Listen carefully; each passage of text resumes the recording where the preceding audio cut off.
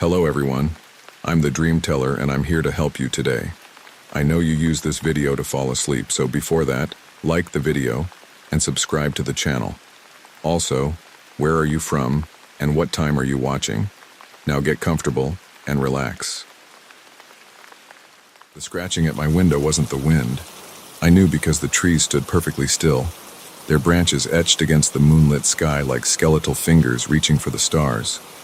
No, this sound was deliberate, insistent, and it was getting louder. I'd come to this cabin in the woods to escape the chaos of city life, to find some peace and quiet. Now, as I lay frozen in my bed, ears straining to catch every little noise, I realized just how quiet it could get out here, and how that silence could be shattered in an instant. It had started as a perfect getaway.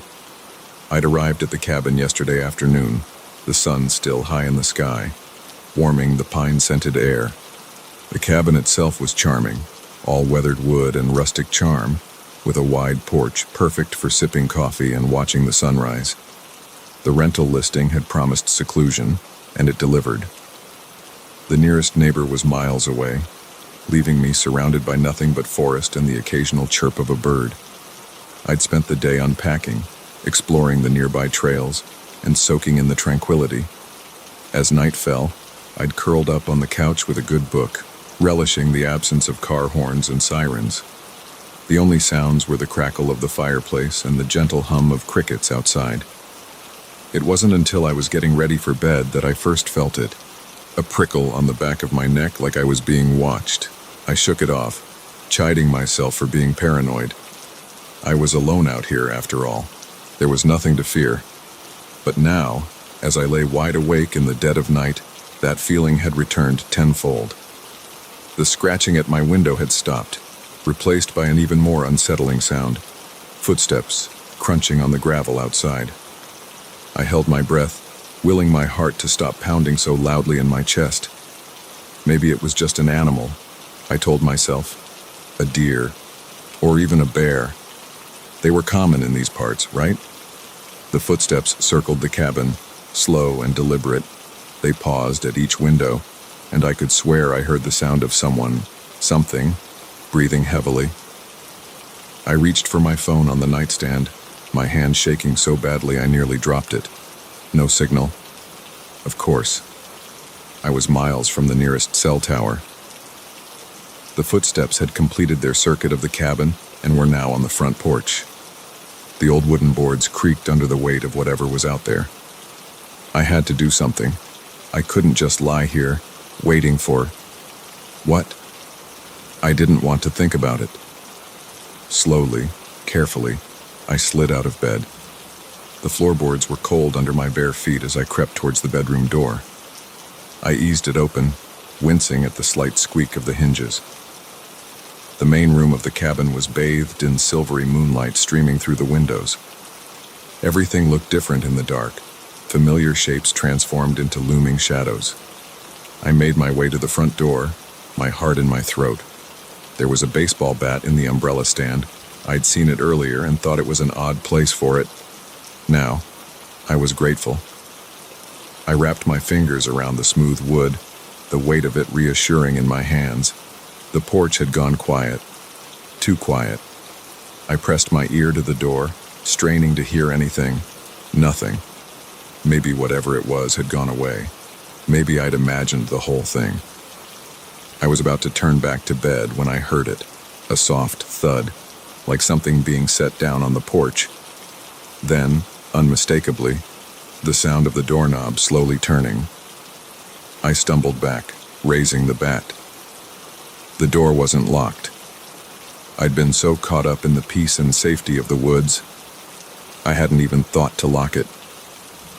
The door began to open, achingly slow. I could see a sliver of the night sky, then more, then nothing. The door stood open, but there was no one there. I stood frozen, bat still raised, staring at the empty doorway. The crickets had gone silent. The whole forest seemed to be holding its breath. After what felt like an eternity, I lowered the bat and took a tentative step forward. I had to know. I had to see. I peered out onto the porch. Empty. I took another step, then another, until I was standing fully outside. The night air was cool on my skin, raising goosebumps along my arms. I looked left, then right. Nothing but shadows and moonlight. I was about to go back inside when something caught my eye. There, at the edge of the porch, barely visible in the dim light, footprints. But not animal tracks like I'd hoped. These were unmistakably human. My breath caught in my throat as I knelt down to examine them. They were fresh, the mud still damp, and they were big, much bigger than my own feet. I followed the trail with my eyes. They led from the woods, up onto the porch, and then my blood ran cold. The footprints led directly to my bedroom window. With shaking hands, I fumbled for my phone and turned on the flashlight. The beam cut through the darkness, illuminating the side of the cabin. There, under my window, were more footprints, and something else. Long, deep scratches in the wood, right where the window met the wall. I stumbled back, my mind reeling. This was real. This was happening. I had to get out of here. I ran back into the cabin, slamming the door behind me and finally locking it. I rushed to my room, throwing on the first clothes I could find and shoving my feet into my hiking boots. As I was grabbing my car keys, I heard it again. Footsteps on the porch. But this time, they weren't slow and stealthy. They were running. I bolted for the back door, wrenching it open and plunging into the night. I could hear heavy breathing behind me, twigs snapping under pursuing footsteps. I ran like I'd never run before, my lungs burning, branches whipping at my face. I had no idea where I was going. All I knew was that I had to get away. After what felt like hours but was probably only minutes, I burst out of the tree line onto the gravel road where I'd parked my car. It sat there, a gleaming beacon of hope in the moonlight. I fumbled with the keys, my hands slick with sweat. Behind me, I could hear something crashing through the underbrush, getting closer by the second. The key slid home. I wrenched the door open and threw myself inside, slamming it shut just as a dark figure emerged from the trees. I jammed the key into the ignition, silently praying to whatever might be listening. The engine roared to life, and I slammed my foot on the gas. As I peeled away, kicking up gravel, I caught a glimpse in my rearview mirror, a tall, broad-shouldered figure standing in the middle of the road, watching me drive away. I didn't slow down until I hit the main highway, the lights of passing cars never looking so beautiful. I drove straight through until morning, not stopping until I was safely back in the city. I never reported what happened. Who would believe me? I had no proof, just a story that sounded crazy even to my own ears. But sometimes, on quiet nights when the wind rustles the trees outside my apartment, I remember the scratching at my window, the footsteps on the porch, the figure in my rearview mirror, and I wonder, what if I hadn't woken up? What if I hadn't heard the scratching? What was out there in those woods, and what did it want with me? I'll never go back to that cabin, but a part of me knows the truth. Whatever was out there that night is still there, waiting in the shadows of the forest, waiting for the next person to let their guard down, to forget to lock their door, to dismiss that feeling of being watched as just their imagination. Because sometimes the monsters are real, and sometimes they leave footprints.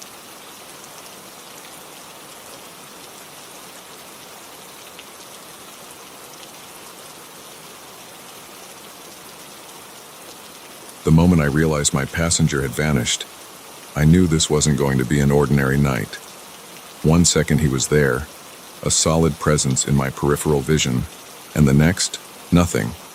Just an empty seat and the steady drumming of rain on the roof of my car.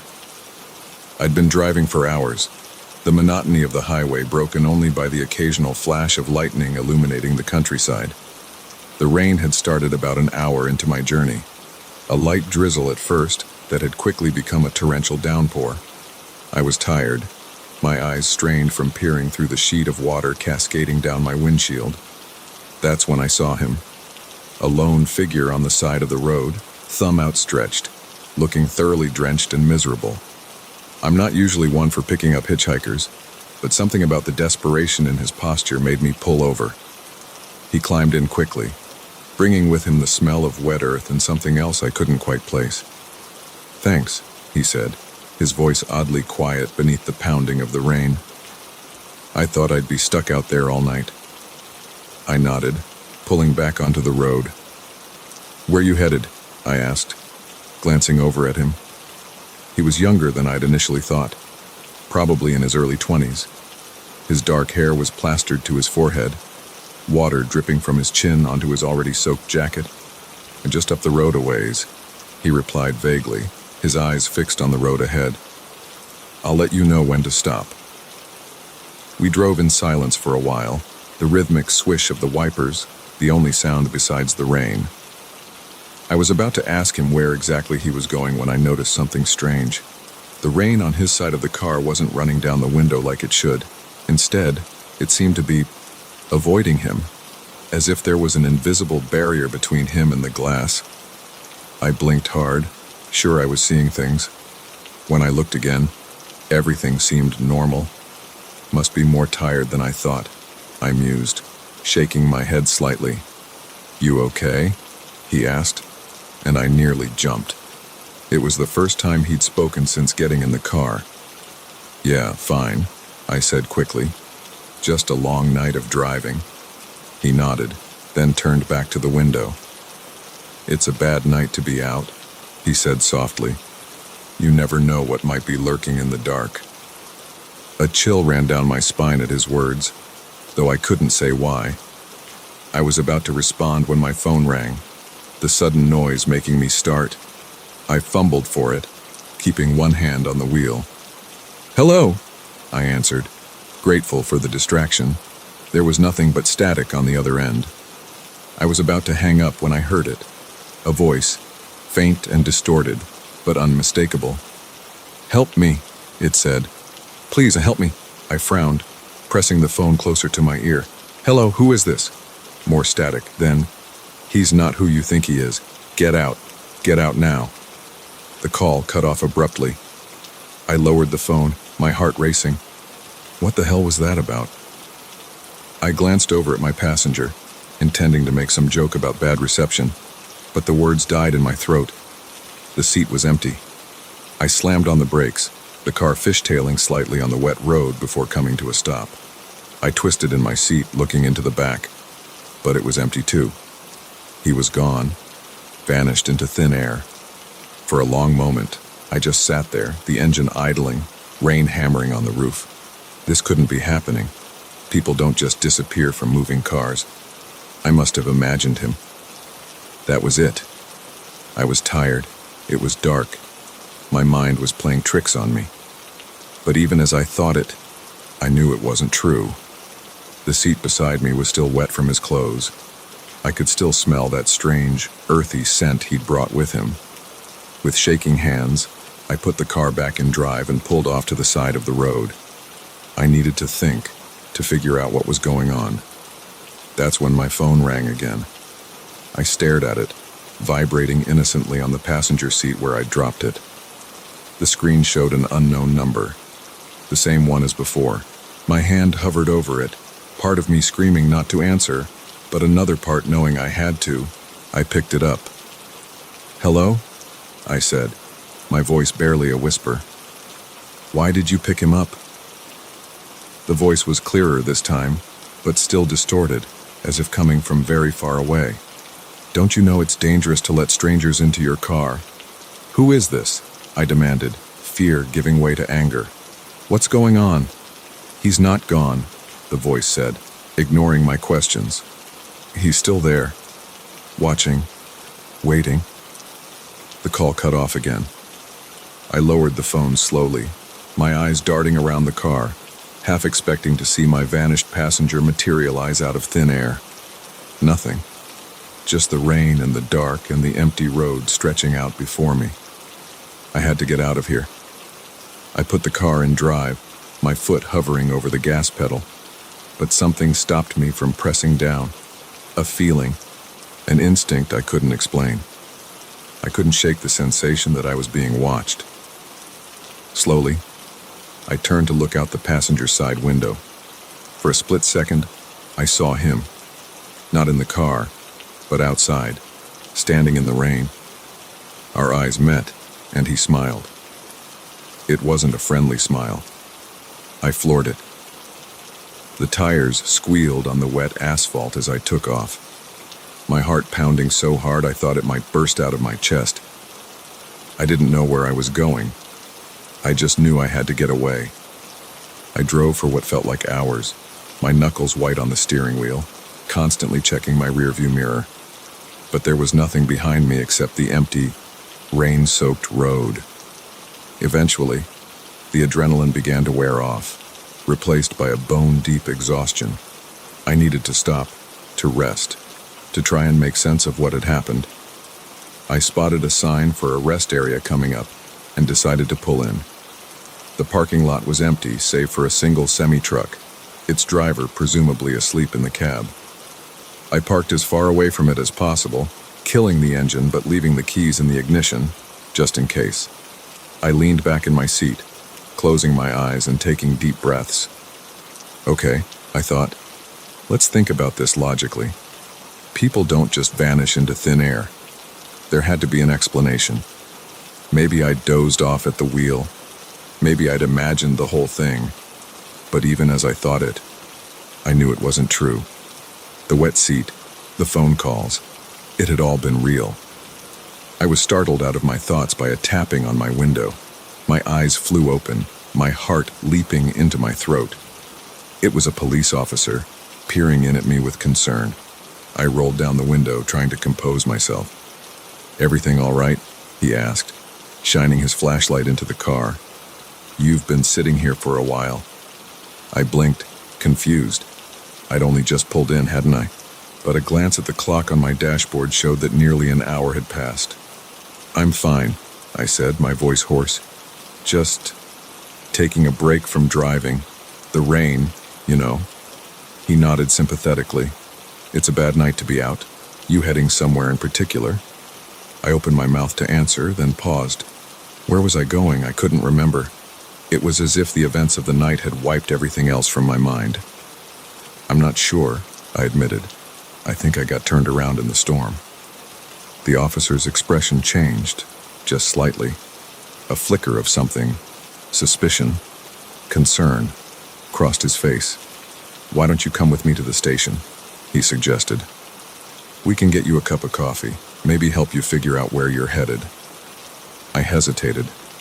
On one hand, the idea of being somewhere safe, surrounded by people, was incredibly appealing. On the other, well, after the night I'd had, I wasn't sure I could trust anyone or anything. Before I could decide, my phone rang again. The officer frowned. "You should answer that," he said. "Might be someone wondering where you are." With a shaking hand, I picked up the phone. Unknown number. Of course. "Hello," I said, bracing myself for whatever might come next. "Don't go with him." It was the same voice as before. "He's not a real cop. Get out of there, now." The call ended. I looked up at the officer, who was watching me with an unreadable expression. "Everything okay?" he asked. I nodded, forcing a smile. "Yeah, just a friend checking in. You know what? I think I'm okay to keep driving. Thanks for checking on me." He didn't move away from the car. "You sure? It's no trouble to come to the station." "I'm sure," I said, starting the engine. "Thanks again." He stepped back, but I could feel his eyes on me as I pulled out of the parking lot. In my rearview mirror, I saw him standing there, watching me drive away, just like the hitchhiker had. As I merged back onto the highway, my phone buzzed with a text, unknown number. "Keep driving," it read. "Don't stop until morning, and whatever you do, don't pick up any more hitchhikers." I tossed the phone onto the passenger seat, my hands gripping the wheel so tight my knuckles turned white. The rain continued to pour down, and somewhere out in the darkness, I knew he was still out there, watching, waiting. And I drove on into the night, chased by ghosts and shadows, not knowing if I was fleeing from danger or driving straight into it.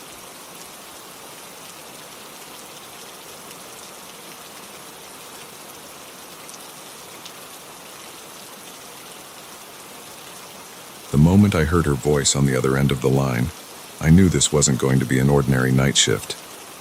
"Please," she whispered, her voice trembling with fear.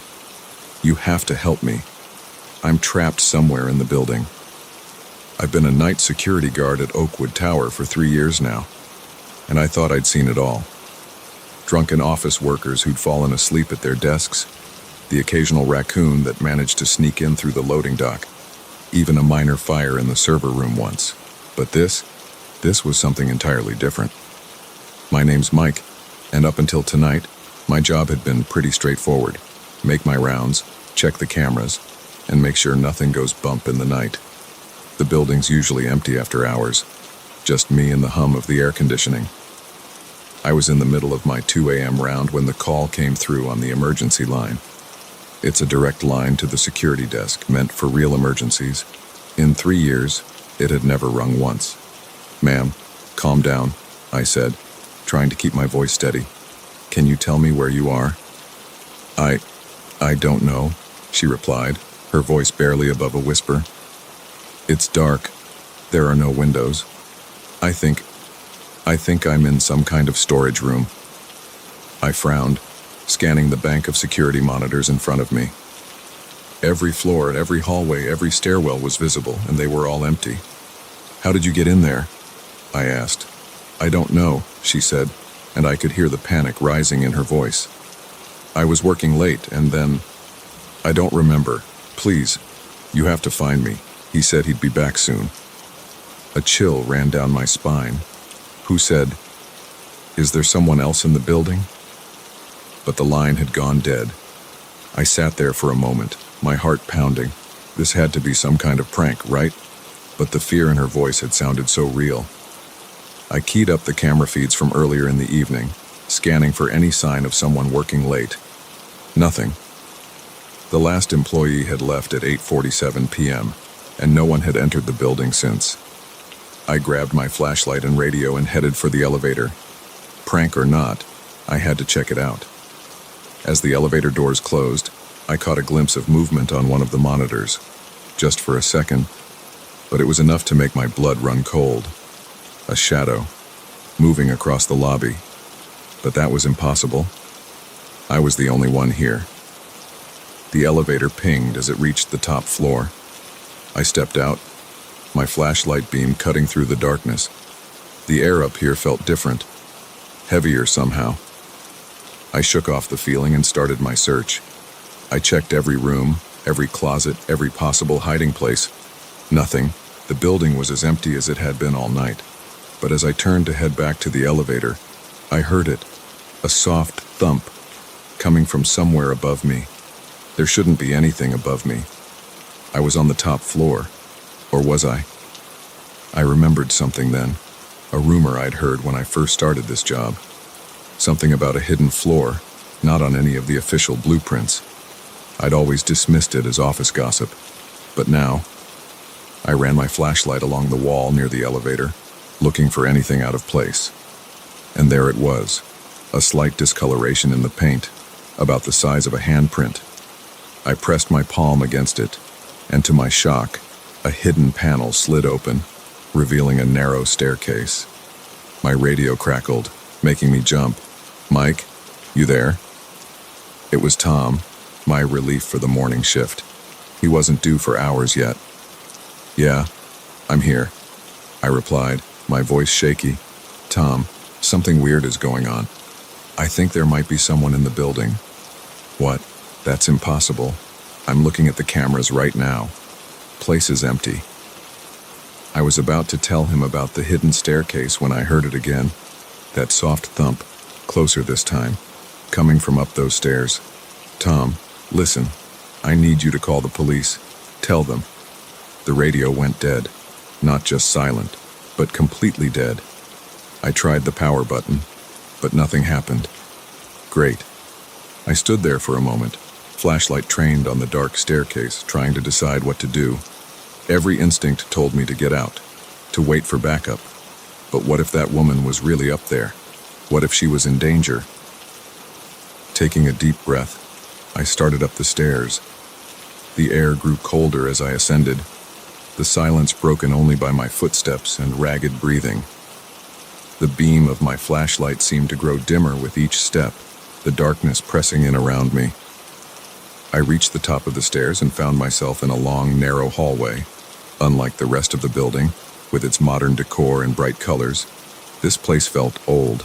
The walls were bare concrete, the floor dusty and cracked. "Hello?" I called out, my voice echoing in the emptiness. "Security, is anyone here?"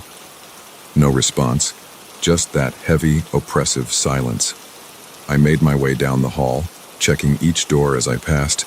They were all locked. Solid metal with no windows. What was this place? At the end of the hall, I found a door that was slightly ajar. I pushed it open slowly, wincing at the creak of rusted hinges. The room beyond was pitch black, my flashlight barely penetrating the gloom. It looked like some kind of old office, with dusty filing cabinets lining the walls and a large desk in the center. As I swept my light across the room, it caught something that made my heart stop.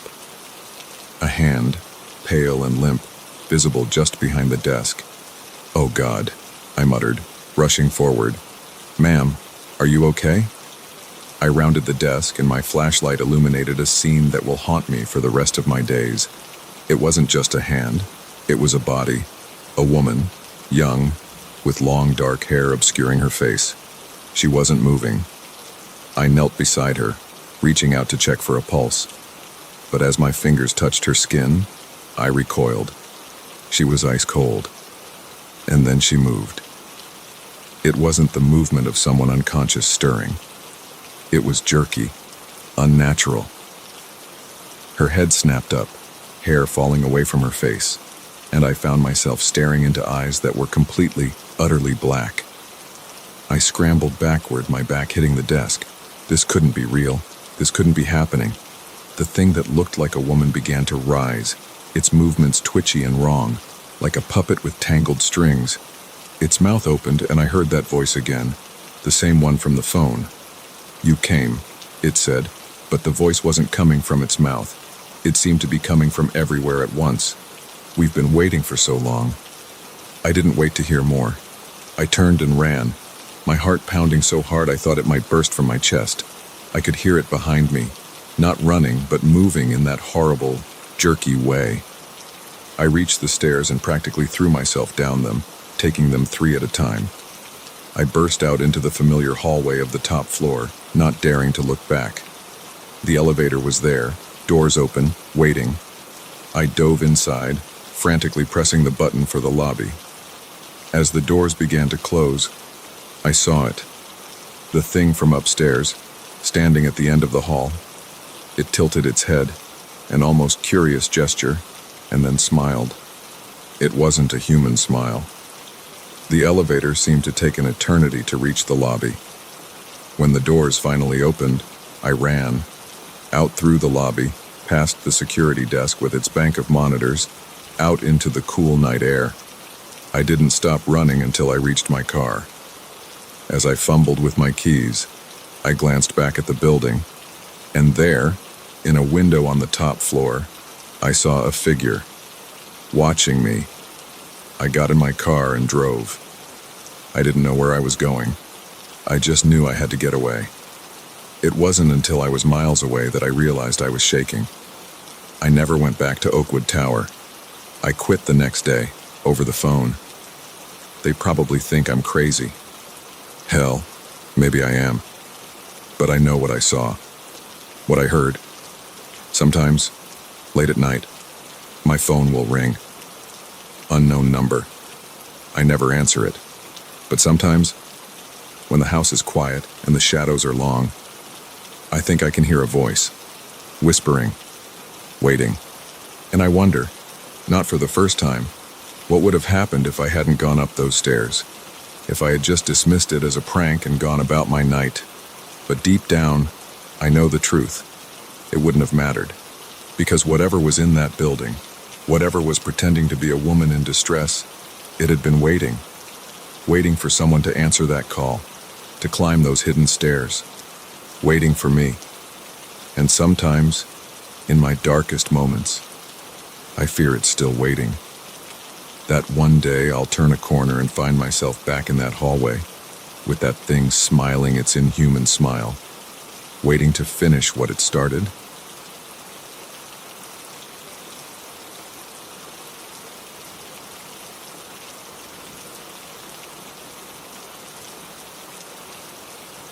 The first time I saw him standing over my bed, I thought I was dreaming. His silhouette loomed in the darkness, silent and still. I blinked, and he was gone. If only I had known then that my nightmare was just beginning. I'd moved into the apartment about a month ago. It was nothing fancy, just a small one-bedroom in a quiet part of town.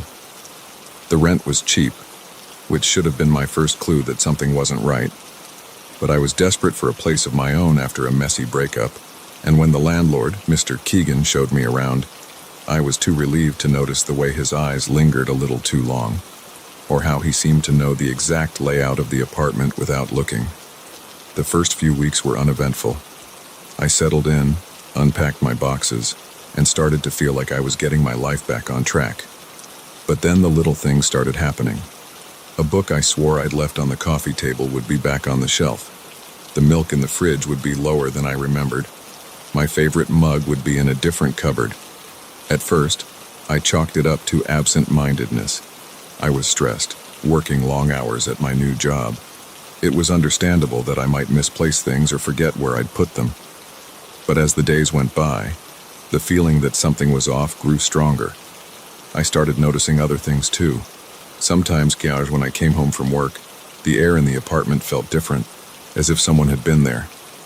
There was a lingering scent I couldn't quite place, musty and vaguely unpleasant. And once, I could have sworn I heard footsteps in the hallway outside my bedroom in the middle of the night, but when I got up to check, there was no one there. It was about 3 weeks in when I woke up to find my bedroom window open. I always kept it locked, especially since I was on the ground floor. The cool night air sent a shiver down my spine as I got up to close it. That's when I noticed the muddy footprint on the carpet just inside the window. My heart raced as I stared at it, trying to convince myself it was just a shadow, a trick of the light. But I knew it wasn't. Someone had been in my room while I slept. I called the police, but they didn't find anything. No signs of forced entry, no fingerprints, nothing missing. They suggested I might have left the window open myself and forgotten about it. The footprint, probably tracked in by my own shoes. I wanted to believe them, but deep down, I knew they were wrong. That night, I couldn't sleep. Every creak of the building, every gust of wind outside had me sitting bolt upright in bed, my heart pounding. It was during one of these moments of heightened alertness that I saw him for the first time. A dark figure, standing at the foot of my bed, motionless. I gasped, fumbling for the lamp on my nightstand. By the time I got it on, he was gone. I told myself it was just my imagination, a result of stress and lack of sleep. But the incident left me shaken. I started double-checking all the locks before bed, wedging a chair under my bedroom doorknob. I even considered moving out, but the thought of breaking my lease and trying to find a new place was overwhelming. Instead, I decided to take matters into my own hands. I bought a small security camera, one of those nanny cam types disguised as a digital clock. I set it up on my dresser, angled to capture most of the room. If someone was coming into my apartment, I was going to catch them. For the first few nights, nothing happened. The footage showed only me, tossing and turning in my sleep. But on the fourth night, everything changed. I woke up to my alarm as usual, got ready for work, and headed out. It wasn't until I got home that evening that I remembered to check the camera. What I saw made my blood run cold. The footage started normally enough, me, asleep in bed. But at around 2:30 a.m., the door to my bedroom slowly opened. A figure entered, moving with eerie calmness. It was Mr. Keegan, my landlord. He stood there for a moment, just watching me sleep. Then he started moving around the room, touching things. My hairbrush, the book on my nightstand. He opened my closet, ran his hands over my clothes. All the while, I slept on, oblivious. After about 10 minutes, he approached the bed. I watched in horror as he leaned over me, his face just inches from mine. He stayed like that for what felt like an eternity, just looking. Then, as silently as he'd entered, he left. I felt sick. The violation, the invasion of my privacy, it was almost too much to bear. But underneath the disgust and fear, another emotion was building. Anger. How dare he? How many times had he done this? How many other tenants had he terrorized? I knew I should call the police, but a part of me hesitated. What if they didn't believe me? What if Mr. Keegan found out and retaliated? No, I needed more evidence. I needed to catch him in the act. So I hatched a plan. The next night, I pretended to go to bed as usual, but I didn't sleep. I lay there, every muscle tense, waiting. The hours ticked by, and just when I was starting to think he wouldn't come, I heard it. The soft click of my front door opening. My heart pounded so loud I was sure he'd hear it. I forced myself to breathe slowly, evenly, as I heard his footsteps approaching my bedroom. The door creaked open. I waited until I felt his presence near the bed.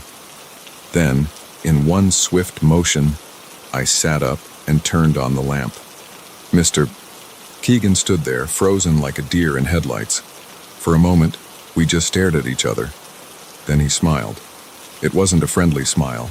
It was the smile of a predator who's been caught but isn't sorry. "You're awake," he said, his voice unnervingly calm. "Get out," I said, surprised at how steady my own voice sounded. "Get out now, or I'm calling the police." He chuckled, a low, unsettling sound. "And tell them what? That your landlord used his key to check on his property. I'm allowed to do that, you know. It's in the lease." I reached for my phone, but he was faster. His hand clamped around my wrist, painfully tight. "I wouldn't do that if I were you," he said, his voice now a menacing growl. "You have no idea what I'm capable of." In that moment, I realized how truly dangerous this man was. This wasn't just about invading my privacy. He was unhinged, and I was trapped in a small apartment with him, but I wasn't going to be a victim. Not again. With my free hand, I grabbed the lamp and swung it as hard as I could. It connected with the side of his head with a sickening crack. He stumbled backward, releasing my wrist. I didn't hesitate. I ran. Out of the bedroom, through the living room, fumbling with the front door lock. I could hear him behind me, cursing, his footsteps unsteady but getting closer. Finally, the door opened, and I burst out into the hallway. I ran down the stairs, taking them 2 at a time, not daring to look back. I didn't stop running until I reached the police station 2 blocks away. Breathless and shaking, I told them everything. This time, they listened. They took my statement, looked at the video footage I had on my phone, and sent officers to arrest Mr. Keegan. It turned out I wasn't his first victim. The police found evidence in his apartment linking him to a string of burglaries and stalking incidents across the city. He's in jail now, awaiting trial, but sometimes I still wake up in the middle of the night, certain I can feel his eyes on me. I moved out of that apartment, of course. Found a new place across town. I'm more cautious now, more aware of my surroundings. I double-check my locks, keep my curtains drawn. Some might call it paranoia, but I call it survival. Because I learned something from this experience. The monsters we fear as children, the ones lurking in closets or under beds, they're not real. But there are monsters in this world. They walk among us, smile at us, hand us keys to apartments with cheap rent and dark secrets. And sometimes, the only way to defeat them is to shine a light on them, to expose them for what they truly are. It's not easy. It's terrifying, in fact. But it's necessary, because if we don't, they'll just keep lurking in the shadows, watching, waiting for their next victim. So if you ever get that feeling, that prickle on the back of your neck that tells you something's not right, listen to it. Trust your instincts. And don't be afraid to turn on the light and face whatever's hiding in the dark. Because sometimes, that's the only way to make the monsters go away.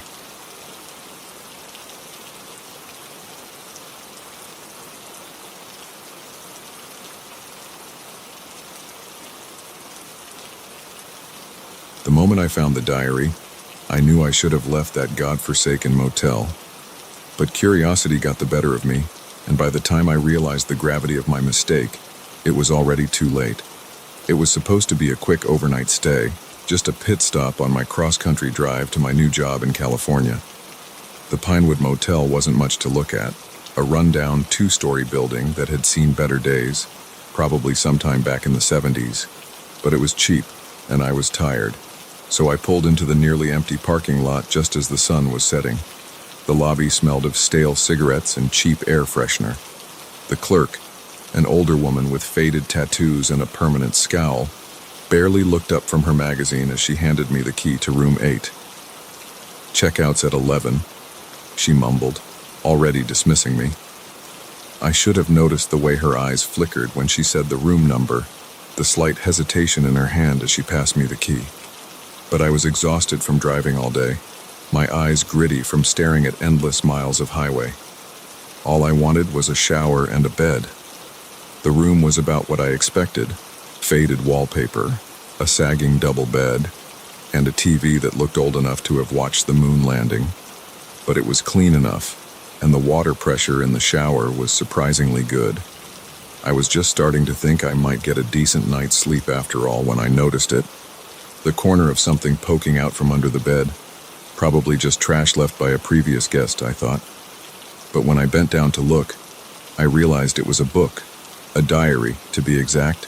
Old and battered, its cover worn smooth by years of handling. I shouldn't have opened it. I know that now. But at the time, it seemed harmless enough. Just a forgotten journal, probably full of someone's boring vacation memories or work notes. The first few pages were exactly that. Mundane entries about a business trip, complaints about the weather, nothing exciting. But as I flipped through, the tone started to change. The handwriting became more frantic, the entries shorter and more disjointed. "Something's wrong with this place," when one entry read. "The walls, they move when I'm not looking.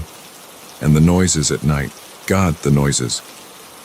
I felt a chill run down my spine, but I couldn't stop reading. The next entry was even worse. "I tried to leave today. The door wouldn't open. It was locked, but I know I didn't lock it. When I finally got it open, the hallway, it wasn't the same. It went on forever, doors on both sides as far as I could see. This isn't possible. This isn't real." My hands were shaking now, but I kept turning pages. The entries became more and more disturbing. The writer talked about shadows moving on their own, about voices whispering from the walls, about something that came in the night, something that stood over the bed watching. The last entry was scrawled in shaky handwriting, barely legible. "If you're reading this, get out. Get out now, before it's too late. Before you become part of this place, like I have, like we all have." I slammed the diary shut, my heart pounding. This had to be some kind of joke, right? A prank left by a previous guest to scare people. But as I sat there, the room suddenly felt different, colder. The shadows in the corners seemed deeper, somehow. I decided I wasn't going to stick around to find out if the diary was real or not. I grabbed my bags and headed for the door. But when I turned the handle, it wouldn't budge. I tried again, harder this time, but it was like the door was welded shut. Panic started to set in. I ran to the window, thinking I could climb out, but it wouldn't open either. That's when I noticed something that made my blood run cold. The parking lot outside, which had been nearly empty when I arrived, was now full of cars. Old cars, from every decade stretching back to the 50s, and they were all covered in a thick layer of dust, keen as if they hadn't moved in years. I backed away from the window, my mind reeling. This couldn't be happening. It had to be some kind of hallucination. Maybe I was more tired than I thought. I closed my eyes, took a deep breath, and counted to 10. When I opened them again, everything would be normal. 1, 2, 3.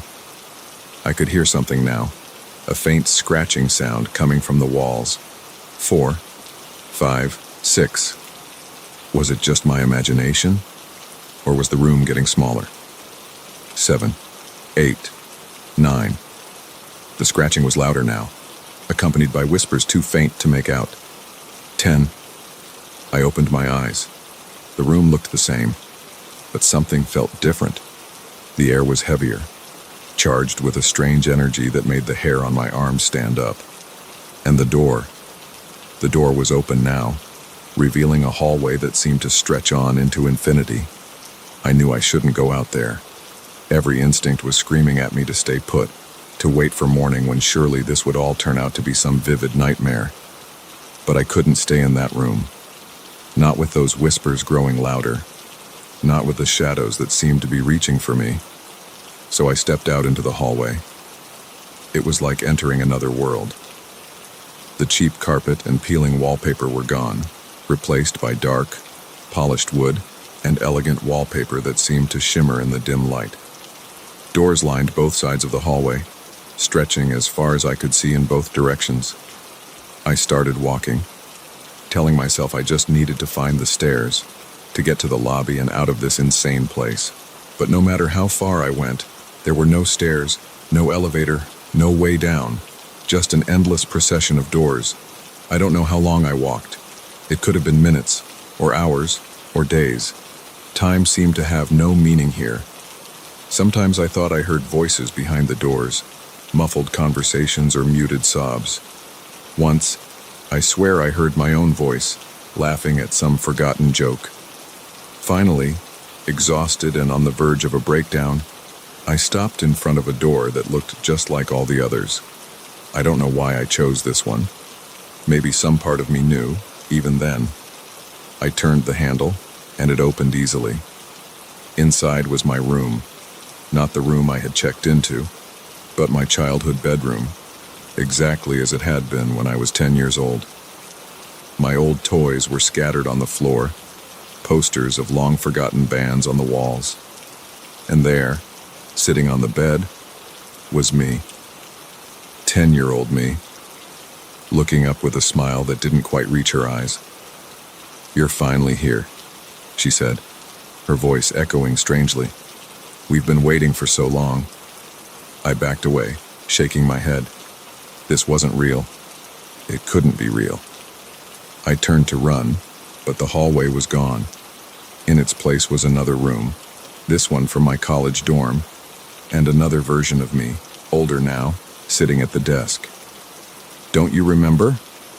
this one asked. "You checked in, just like we all did." I spun around, but every direction I turned, there was another room, another version of me. My first apartment, my old office, places I'd stayed on vacations or business trips, and in each one, another me, all watching with those same sad eyes. "You can't leave," they said in unison. "None of us can. This is where we belong now." I felt something inside me start to crack. Memories came flooding back, memories I didn't know I had, of checking into this motel not just once, but dozens, hundreds of times, of reading that diary, of trying to escape, of always ending up back here. I sank to my knees, the truth finally sinking in. I had never left. I had never even started that cross-country trip. I had been here all along, trapped in this impossible place, reliving the same nightmare over and over again. As the realization washed over me, I felt the motel shift around me. The rooms faded away, and I was back in room 8. It looked just as it had when I first checked in, right down to the diary peeking out from under the bed. I picked it up with trembling hands and opened it to the last page. There, in my own handwriting, was a new entry. "If you're reading this, get out. Get out now, before it's too late, before you become part of this place, like I have, like we all have." I put the diary back where I found it and sat on the bed, waiting. Soon, there would be a knock on the door. A new guest checking into room 8, and the cycle would begin again. Because that's the thing about the Pinewood Motel. You can check in anytime you like, but you can never leave.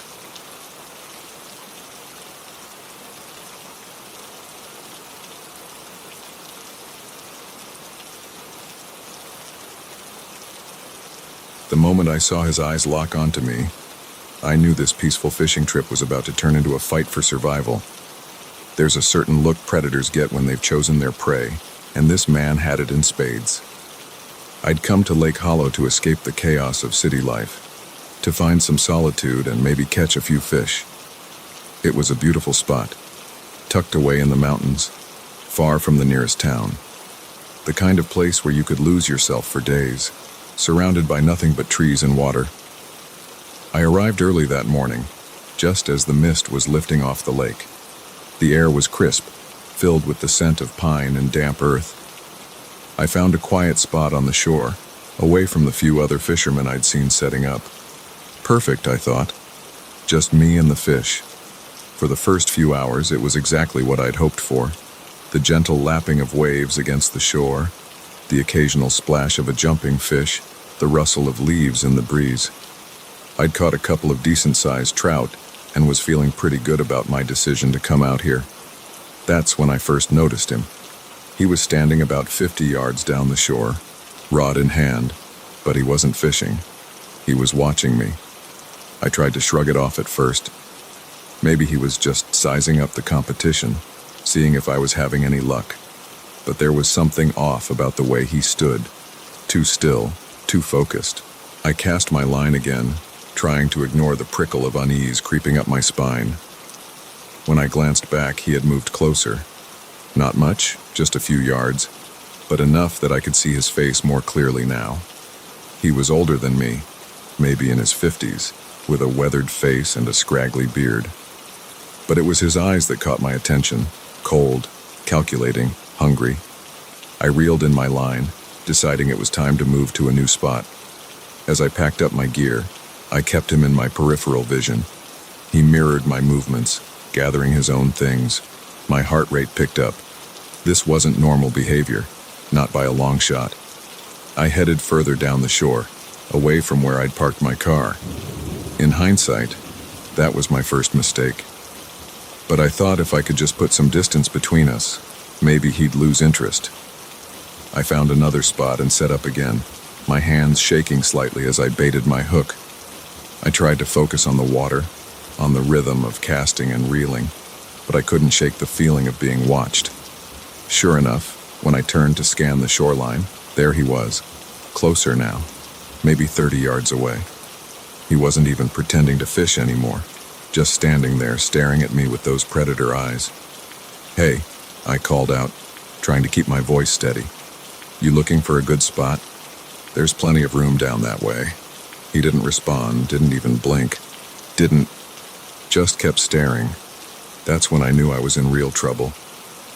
I abandoned my gear and started walking quickly towards the trail that led back to the parking lot. I could hear him behind me, his footsteps crunching on the gravel shore. He wasn't trying to be quiet anymore. The trail was narrow, winding through dense forest. I picked up my pace, my breath coming in short gasps. The trees seemed to close in around me, branches reaching out like grasping fingers. I stumbled over a root, catching myself just before I fell. That's when I heard him speak for the first time. "No use running," he called, his voice rough and cold. "Ain't nowhere to go out here but the water or the woods. And trust me, you don't want either." I ran. I didn't care about the direction anymore. Didn't care about finding my way back to my car. All that mattered was putting distance between me and him. I crashed through the underbrush, branches whipping at my face, my lungs burning with each breath. I could hear him behind me, moving with the sure-footed confidence of someone who knew these woods well. He wasn't running, just maintaining a steady pace, like he knew he'd catch me eventually. I burst into a small clearing and paused for a moment, trying to get my bearings. That's when I saw it. An old, dilapidated cabin half hidden in the trees. Without thinking, I sprinted towards it. Maybe I could barricade myself inside, buy some time to think. The door was hanging off its hinges. I pushed inside, the musty smell of decay hitting me like a wall. The cabin was small, just one room with a few pieces of broken furniture scattered around. No windows, no back door. I'd trapped myself. I could hear him outside now, his footsteps slow and deliberate on the creaky porch. My eyes darted around the room, looking for anything I could use as a weapon. There was an old fireplace poker leaning against the wall.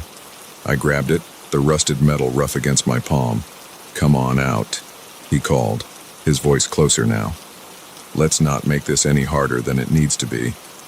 I pressed myself against the wall next to the door, the poker raised and ready. My heart was pounding so hard I was sure he could hear it. The door creaked open slowly. I held my breath, waiting. He stepped inside, his eyes adjusting to the gloom. For a split second, he didn't see me. That was all the chance I needed. I swung the poker with all my strength, connecting with his shoulder.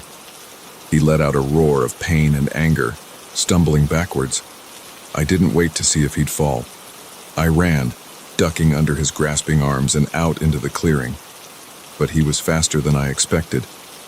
Before I could make it to the tree line, he tackled me from behind.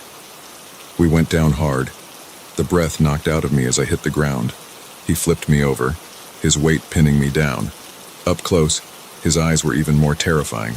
Pale blue, almost colorless, with a madness burning in their depths. "Thought you could get away, did you?" he snarled, his face inches from mine. "Nobody gets away out here. This is my lake, my woods, and you? You're just another fool who wandered into my hunting grounds." I struggled, trying to buck him off, but he was too strong. His hands found my throat, squeezing. Black spots danced at the edges of my vision as I gasped for air. In that moment, as consciousness started to slip away, something snapped inside me. A primal, desperate need to survive took over. My hands scrabbled in the dirt beside me, fingers closing around a rock. With the last of my strength, I brought it up hard against the side of his head. The impact was like a thunderclap. His grip loosened, and he toppled sideways, stunned. I scrambled to my feet, sucking in great lungfuls of air. He was already starting to get up, shaking his head to clear it. I ran. I ran like I've never run before in my life. Through the trees, over fallen logs, splashing through streams. I had no idea where I was going, only that I had to get away. I don't know how long I ran. It could have been minutes or hours. All I know is that eventually, I burst out of the tree line and found myself back at the lake shore. And there, like a miracle, was the parking lot. My car. I fumbled with my keys, my hands shaking so badly I could barely get them in the ignition. As I peeled out of the lot, spraying gravel, I caught a glimpse of movement at the edge of the woods. He was there, watching me drive away. Even from a distance, I could feel the weight of his stare. I didn't stop driving until I hit the highway, putting miles between me and Lake Hollow. It wasn't until I was safely back in the city that I finally let myself break down, the full weight of what had happened crashing over me. I reported it to the police, of course. They sent officers out to investigate them, but they didn't find much. Just an abandoned cabin in the woods and some trampled underbrush. No sign of the man who'd chased me. They chalked it up to a misunderstanding, suggested maybe I'd overreacted to a fellow hiker. But I know what I saw. I know what I felt. Those eyes, that voice, they haunt my dreams now. I don't go fishing anymore. Don't go hiking or camping either. The peace I used to find in nature has been replaced by a constant gnawing fear. Because I know he's still out there in those woods on by that lake, waiting, watching, hunting. And I can't shake the feeling that someday, somehow, he'll find me again. That our unfinished business will finally come to its bloody conclusion. Until then, I'll stay in the city, surrounded by people and noise and light. Because the silence of the wilderness now holds only terror for me. A reminder that sometimes, The most dangerous predators are the ones that look just like us.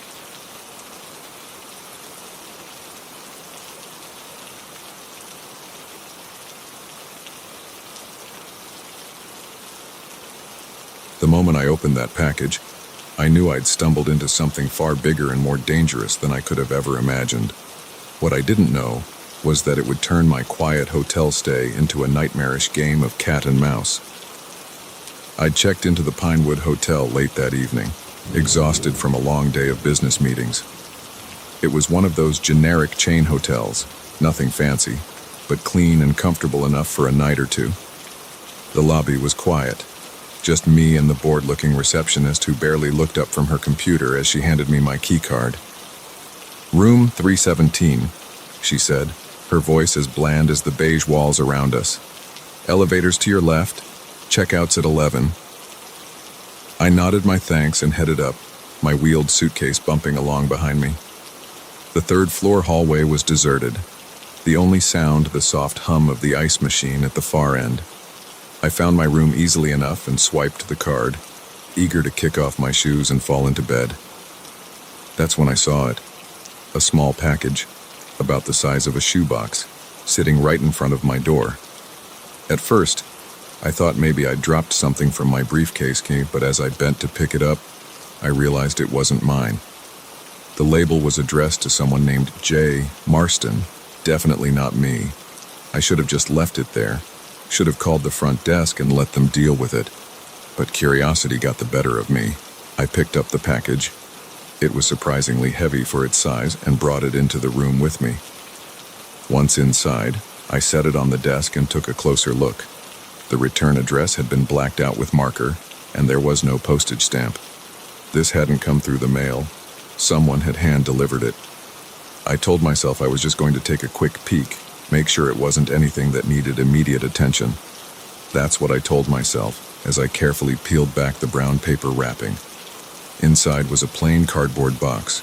No markings, no labels. Just an ordinary box that could have held anything from office supplies to a pair of shoes. But when I lifted the lid, I knew instantly that this was anything but ordinary.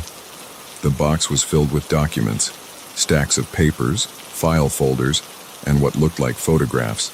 But it was the top sheet that caught my eye, a memo printed on official-looking letterhead. As I scanned the first few lines, my blood ran cold. It was about a cover-up, a massive, corporate cover-up involving toxic waste dumping, falsified environmental reports, and what appeared to be several deaths that had been swept under the rug.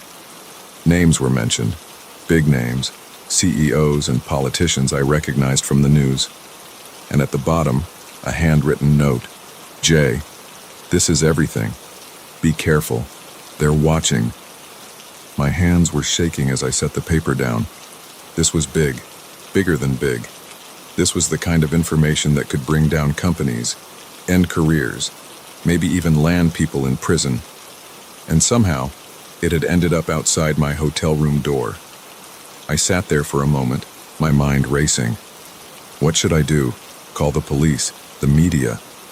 But as I reached for my phone, a thought stopped me cold.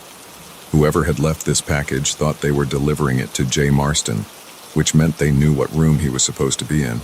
Which meant I jumped up and double-checked the lock on my door, my heart pounding. Then I went to the window, carefully peeling back the curtain to peer out into the parking lot. At first, I didn't see anything unusual, just a few cars scattered under the yellow glow of the streetlights. But then I noticed it, a black sedan parked across the street, its engine running. And inside, I could just make out the silhouette of someone sitting in the driver's seat, watching the hotel.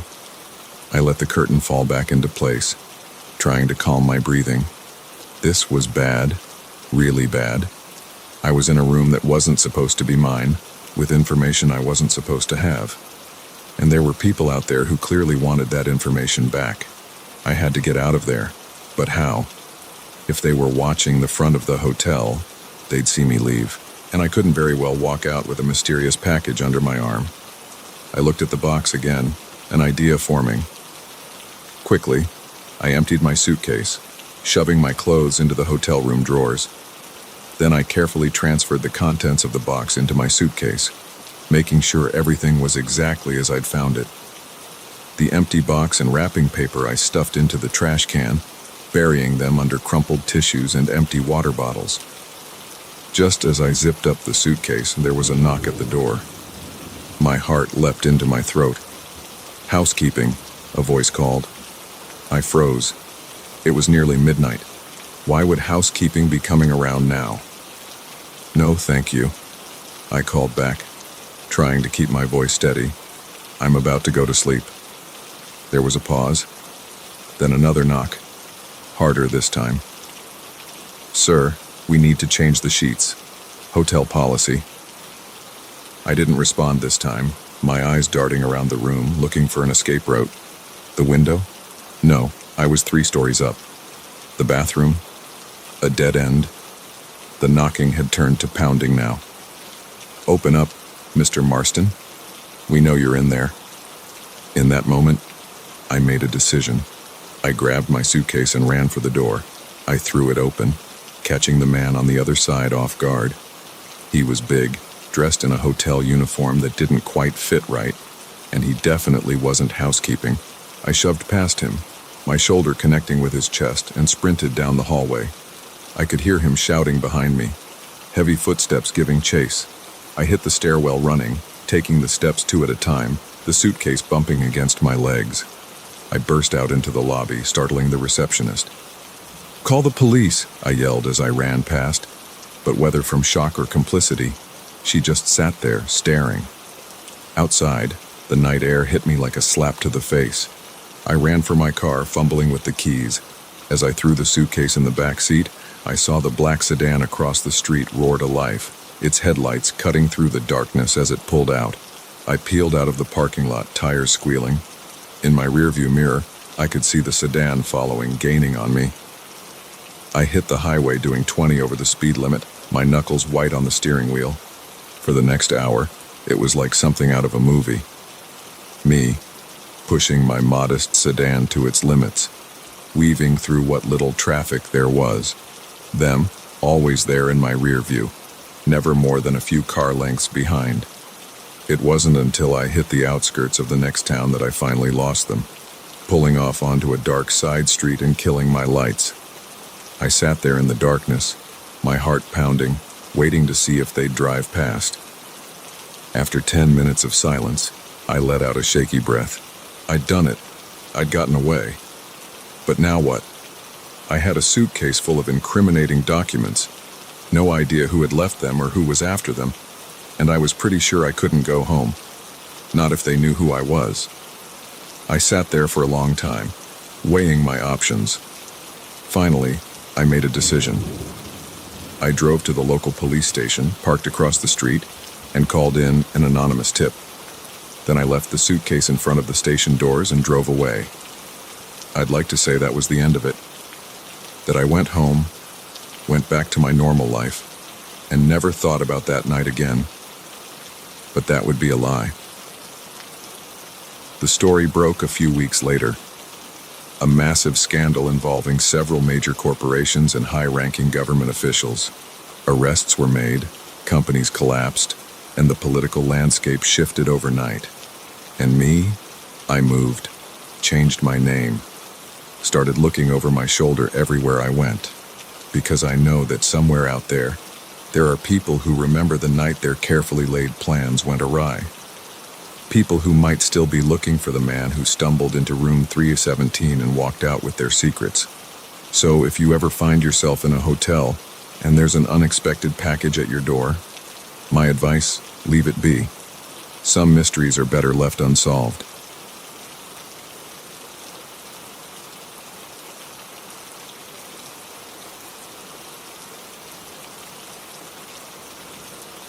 The moment I realized we were heading in the wrong direction, I knew I'd made a terrible mistake. But by then, it was already too late. The doors were locked.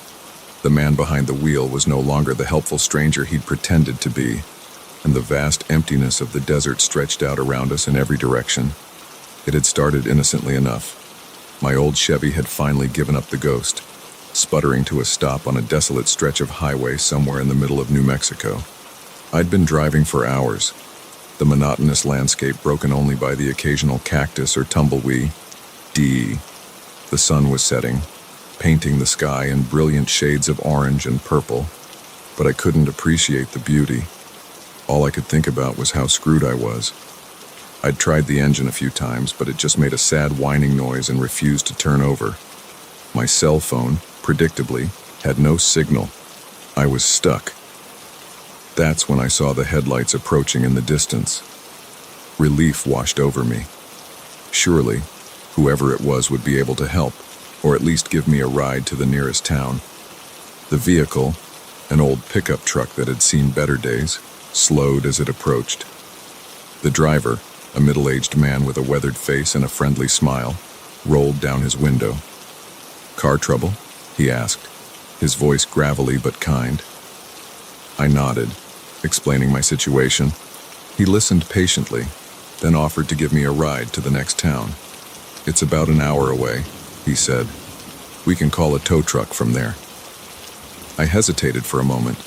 My mom's voice echoed in my head, warning me about the dangers of accepting rides from strangers.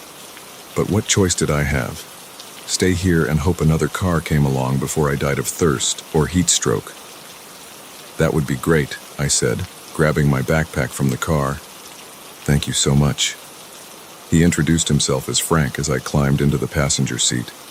The inside of the truck smelled of leather and tobacco, and country music played softly from the radio. We made small talk as we drove. He asked where I was headed, a new job in Los Angeles, where I was from, a small town in Ohio he'd never heard of, if I had family waiting for me, just some college friends I'd be rooming with. In return, he told me he was a local, born and raised in these parts. He knew the desert like the back of his hand, he said.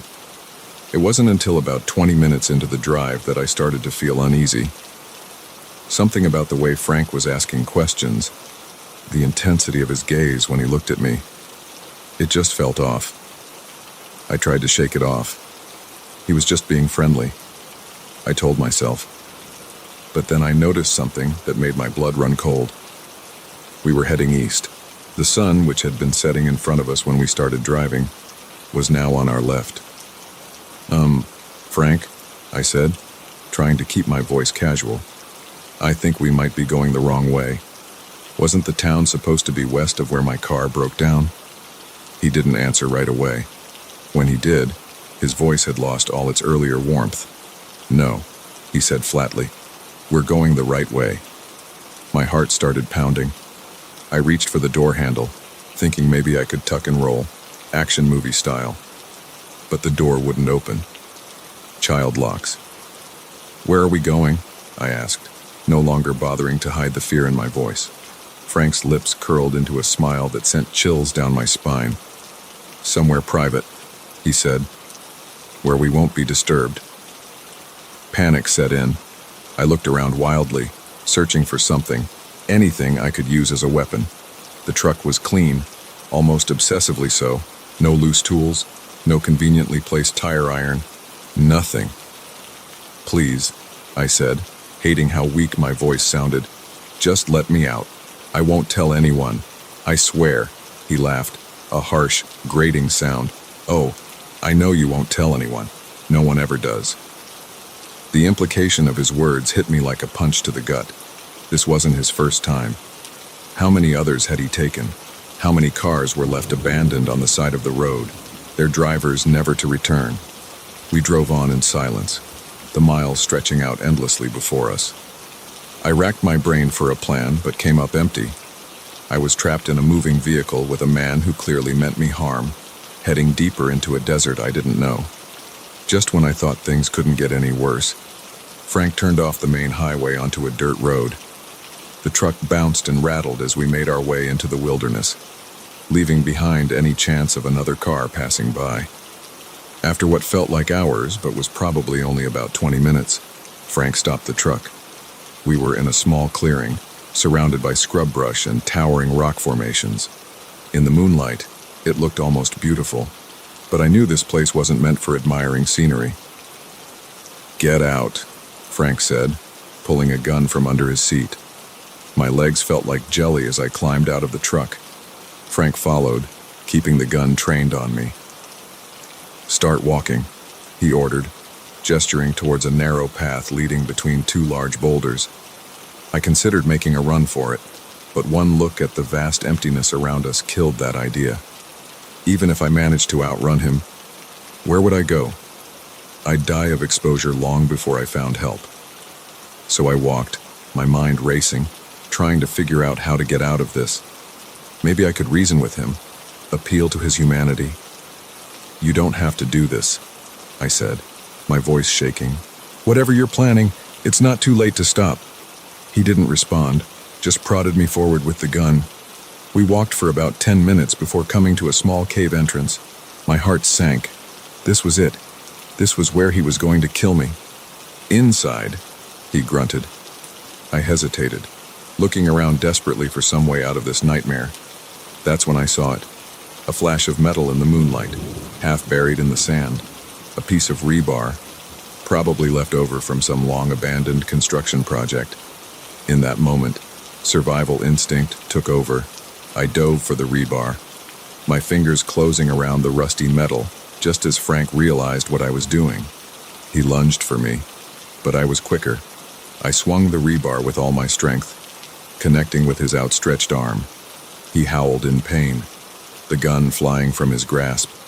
I didn't wait to see where it landed. I ran like I'd never run before in my life. Over rocks, through bushes that tore at my clothes and skin. I could hear him behind me, cursing and crashing through the underbrush. I had no idea where I was going, but I knew I couldn't stop.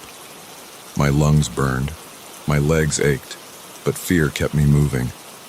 I scrambled up a steep incline, loose rocks skittering under my feet. When I reached the top, I saw lights in the distance. A town, or maybe a highway. It didn't matter. It was civilization, and it meant safety. I started down the other side of the hill, but my foot caught on a root and I tumbled, rolling head over heels down the slope. I came to a stop at the bottom, dazed and battered, but still alive. For a moment, I just lay there, sucking in great gulps of air. Then I heard it. Footsteps, coming down the hill. I forced myself to my feet, ignoring the pain that shot through my ankle. I couldn't let him catch me. Not now, not when I was so close to escape. I limped forward as fast as I could, the lights growing larger with each step. Behind me, I could hear Frank's labored breathing. He was getting closer. Just when I thought I couldn't go any further, I burst out onto a road, a real, paved road. And there, like a miracle, was a car approaching. I waved my arms frantically, stumbling into the middle of the road. The car screeched to a halt, narrowly avoiding hitting me. An older couple peered out at me, their faces a mix of concern and fear. "Please," I gasped. "Help me. He's trying to kill me." They hesitated for only a second before the woman opened the back door. "Get in," she said. I didn't need to be told twice. I dove into the back seat just as Frank emerged from the darkness. "Drive," I yelled. The man floored it, and we took off down the road, leaving Frank standing there, a dark silhouette against the desert night. We went straight to the police station in the next town. I told them everything, my story spilling out in a rush of tears and trembling words. They found my car where I'd left it, and Frank's truck abandoned near the cave. But of Frank himself, there was no sign. He'd vanished into the desert he knew so well. Sometimes I still have nightmares about that night, about what might have happened if I hadn't found that piece of rebar, if that couple hadn't come along when they did. But mostly, I think about how close I came to being just another missing person, another mystery for someone else to solve. I don't pick up hitchhikers anymore, and I always make sure my car is in good working order before a long trip, because I know now that sometimes the real monsters aren't hiding under your bed or in your closet. Sometimes they're waiting on the side of the road, ready to offer you a ride.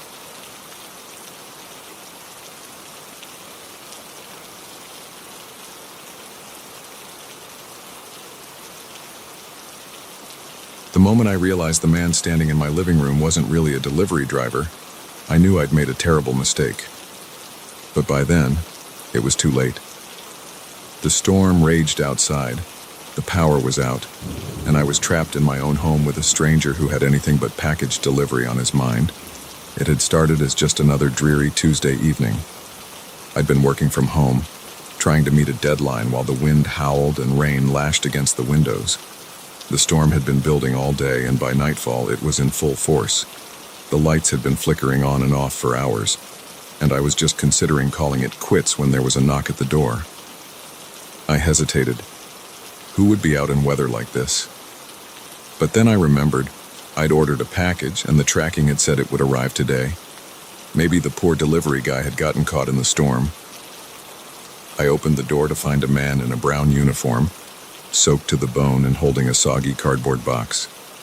"Evening, ma'am," he said, his voice barely audible over the wind. "Got a delivery for you. Mind if I step in for a sec? It's crazy out here." I should have said no. Every instinct was screaming at me to keep the door closed, to tell him to just leave the package on the porch.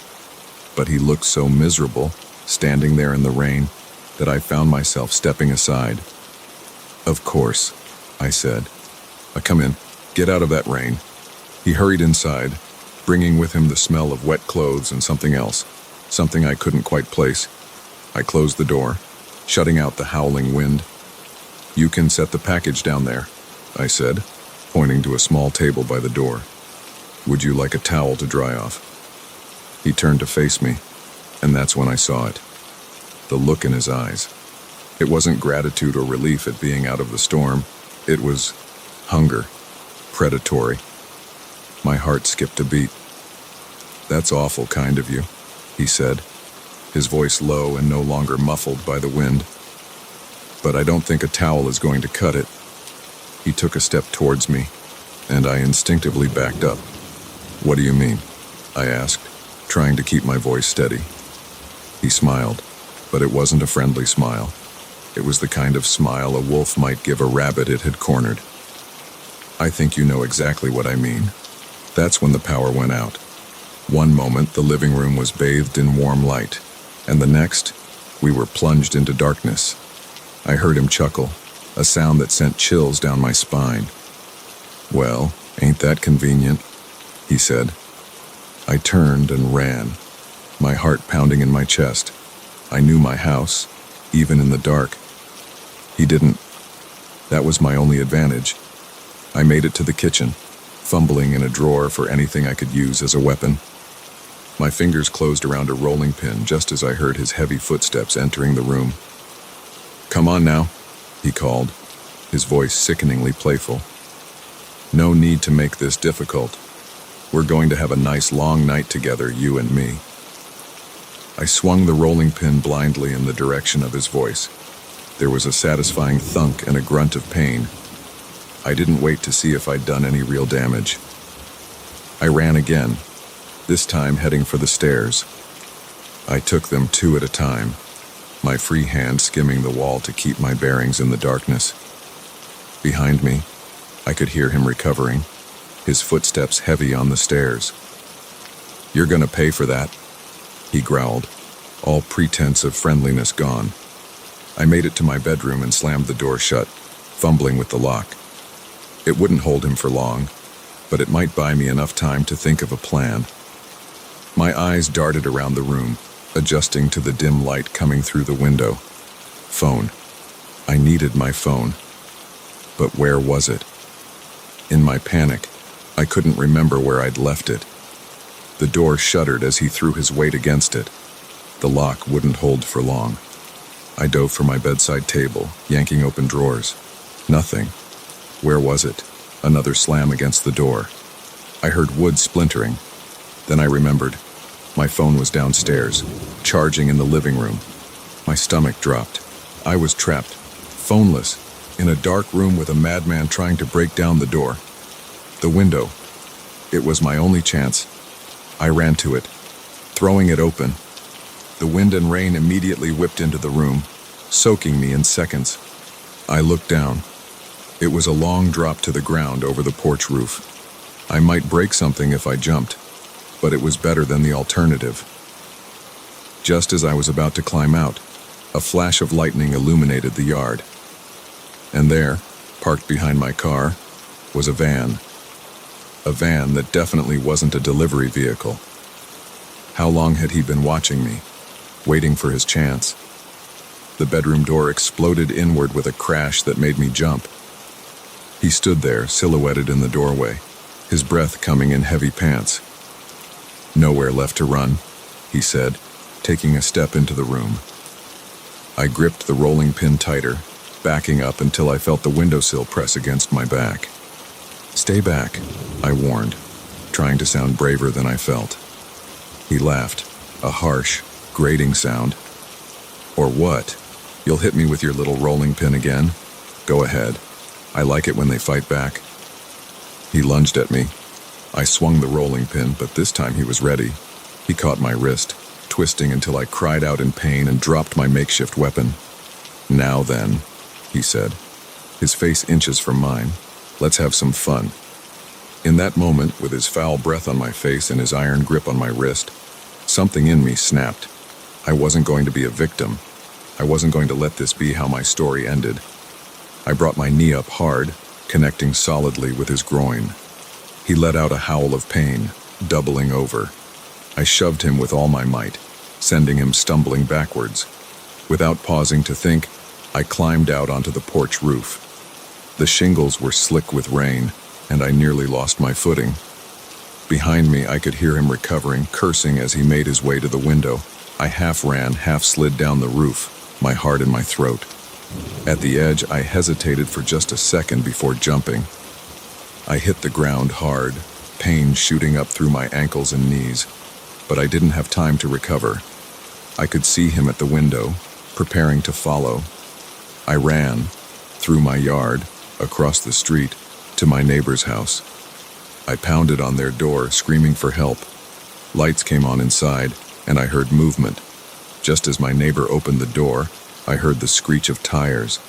I turned to see the van peeling away, disappearing into the stormy night. The police came, took my statement, searched the area, but they didn't find him. The van was gone, and with it, any real evidence. They told me I was lucky, that it could have been much worse. As if I needed reminding. I didn't sleep that night, or for many nights after. Every time I closed my eyes, I saw his face, heard his voice. I jumped at every sound, flinched at every unexpected movement. I moved out of that house, changed my phone number, even considered changing my name. But the fear lingered. It still lingers, if I'm honest, because I know he's still out there. Maybe watching, maybe waiting for another stormy night, another woman alone in her house. And I know that the next time, he might not make the mistake of letting his victim get away. So I'm telling my story, not just as a warning to be careful who you let into your home, but as a reminder that we're stronger than we think, that even in our darkest moments, when all hope seems lost, we can find the courage to fight back. And to him, if he's out there reading this, I'm not afraid anymore. I'm ready. And next time, it won't be me who ends up running into the night.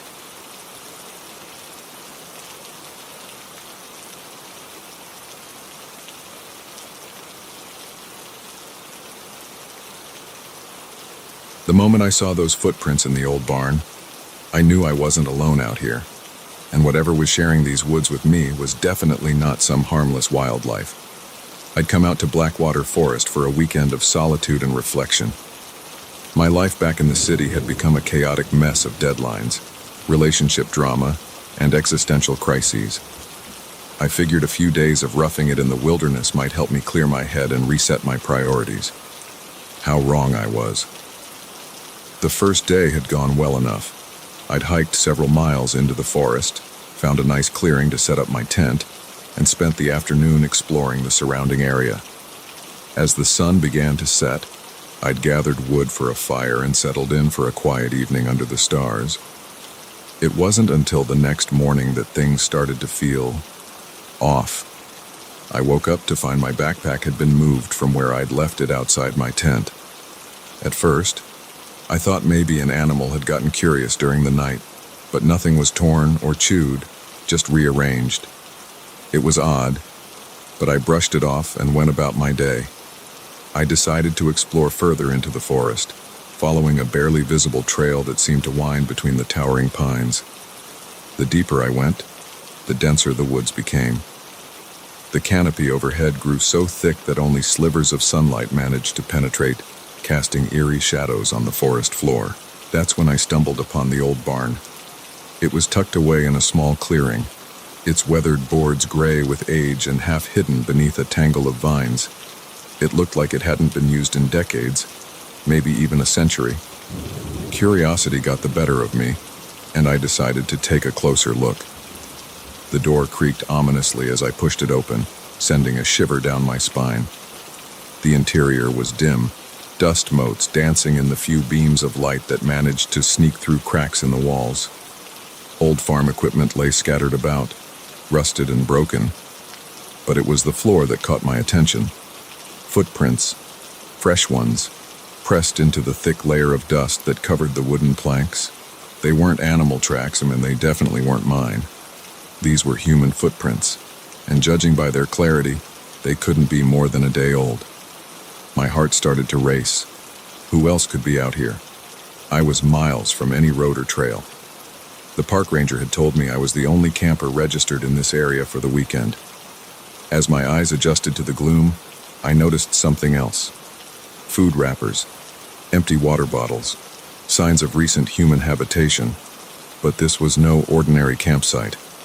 The wrappers were piled in one corner, as if someone had been staying here for an extended period, and there, scrawled on one of the walls in what looked disturbingly like dried blood, was a message. "They're coming, run."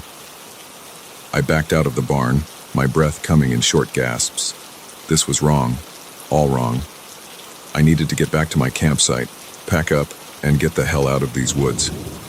As I turned to leave, something caught my eye. There, half hidden in the tall grass near the barn's entrance, was a cell phone. My hands shook as I picked it up. The screen was cracked, but it still had power. I pressed the home button and my blood ran cold. The background image was a selfie of a young woman, smiling at the camera.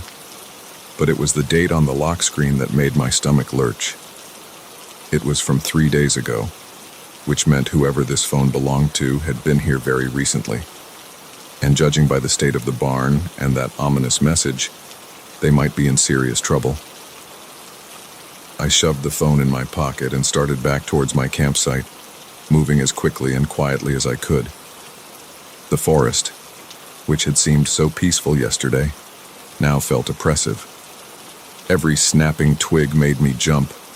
Every rustle in the underbrush sent my heart racing.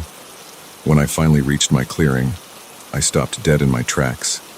My tent was gone, not collapsed or blown over by the wind, but completely gone. The only sign it had ever been there was the flattened grass where it had stood. My mind reeled. This couldn't be happening. Who would take my tent, and why? Then a chilling thought struck me. What if they were still here? I spun around, scanning the trees surrounding the clearing. That's when I saw it. Just for a second, a flash of movement between two distant pines. A figure, darting out of sight. Panic seized me. I had to get out of here. Now. But which way? In my haste to return to camp, I'd lost track of which direction I'd come from. The dense forest looked the same in every direction. I picked a direction at random and started running. Branches whipped at my face. Roots threatened to trip me with every step, but I didn't slow down. I could hear something crashing through the underbrush behind me, gaining ground. I ran until my lungs burned and my legs felt like lead. When I couldn't run anymore, I ducked behind a large fallen tree, trying to muffle my gasping breaths. I strained my ears, listening for any sign of pursuit. For a long moment, there was nothing but the usual forest sounds, wind in the leaves, birds calling to each other. Then I heard it, a twig snapping nearby. Then another, slow, deliberate footsteps. coming closer. I held my breath, pressing myself against the rough bark of the fallen tree. The footsteps stopped, so close I could have reached out and touched whoever it was. I could hear breathing, heavy and ragged. "I know you're there," a voice said, low and gravelly. "No use hiding. We've been watching you since you entered our forest." Our forest? Who was this person? And who were we? "Come out now," the voice continued, "and maybe we'll let you leave in one piece." My mind raced. I could make a run for it, but I had no idea which direction would lead me out of the forest. And whoever this was, they clearly knew these woods better than I did. Fighting was out of the question. I had no weapons, and judging by the footsteps, this person was bigger than me. With no other options, I slowly stood up, raising my hands to show I was unarmed. "I'm coming out," I said, my voice shaking. "Please, I don't want any trouble. I'm just a hiker who got lost." I stepped out from behind the tree and found myself face to face with a man who looked like he'd been living in the wilderness for years. His clothes were tattered and stained, his beard wild and unkempt. But it was his eyes that truly terrified me. They were wide and feverish, filled with a manic intensity. "Lost?" he sneered. "No one gets lost out here. You're one of them, aren't you? Sent to find us, to drag us back." "I don't know what you're talking about," I said, trying to keep my voice calm. "I'm just a camper. I found a phone back at the barn, and..." His eyes widened at the mention of the phone. "You found it? Where is it? Give it to me." He lunged forward, grabbing at my pockets. I stumbled backward, tripping over a root and falling hard. The phone clattered to the ground between us. The man snatched it up, cradling it like it was precious. "She said they'd come for us," he muttered, more to himself than to me. "Said we couldn't hide forever. But we showed her, didn't we?" "Yes, we did." A chill ran down my spine as the implications of his words sank in. The woman in the phone's background image. What had they done to her? "Listen," I said, slowly getting to my feet. "I don't know what's going on here, but I just want to leave. Can you point me towards the nearest road? I'll go, and I won't tell anyone about you or this place." He looked at me, his wild eyes narrowing. For a moment, I thought he might attack. Then, to my surprise, he laughed. It was a harsh, humorless sound that echoed through the trees. "Leave?" he said. "Oh, you're not going anywhere. You've seen too much. No, you'll be staying with us. We always need more for the family." Before I could react, something heavy struck me from behind. As I fell, my vision blurring, I saw more figures emerging from the trees. Then everything went black. I don't know how long I was unconscious. When I came to, I was in a dark, damp space that smelled of earth and decay. My hands were bound behind my back, and a gag was tied tightly around my mouth. As my eyes adjusted to the gloom, I realized I wasn't alone. There were others here, similarly bound. Some were awake, their eyes wide with fear. Others lay motionless, and I prayed they were just unconscious. I heard movement above, and a sliver of light appeared as a trapdoor opened. The wild-eyed man peered down at us, that manic grin still on his face. "Welcome to the family," he said. "Don't worry, you'll learn to love it here, just like all the others." As the trapdoor slammed shut, plunging us back into darkness, I realized the terrible truth. My weekend of solitude had turned into a nightmare, and these woods held secrets far darker than I could have ever imagined. And the worst part, no one knew I was here. No one would come looking for me. In trying to escape the chaos of my old life, I'd stumbled into a horror beyond imagination. As I lay there in the dark, listening to the muffled sobs of my fellow captives, I made a silent vow. Somehow, some way, I would find a way out of this. And when I did, I would make sure these monsters faced justice for what they'd done. But for now, all I could do was wait and hope that an opportunity for escape would present itself. because in these dark woods, hope was all I had left.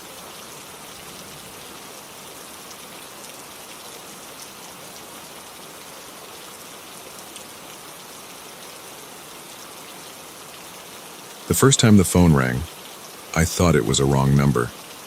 By the third call, I knew someone was watching me, and by the 10th, I realized my life would never be the same again. It started on a Tuesday evening.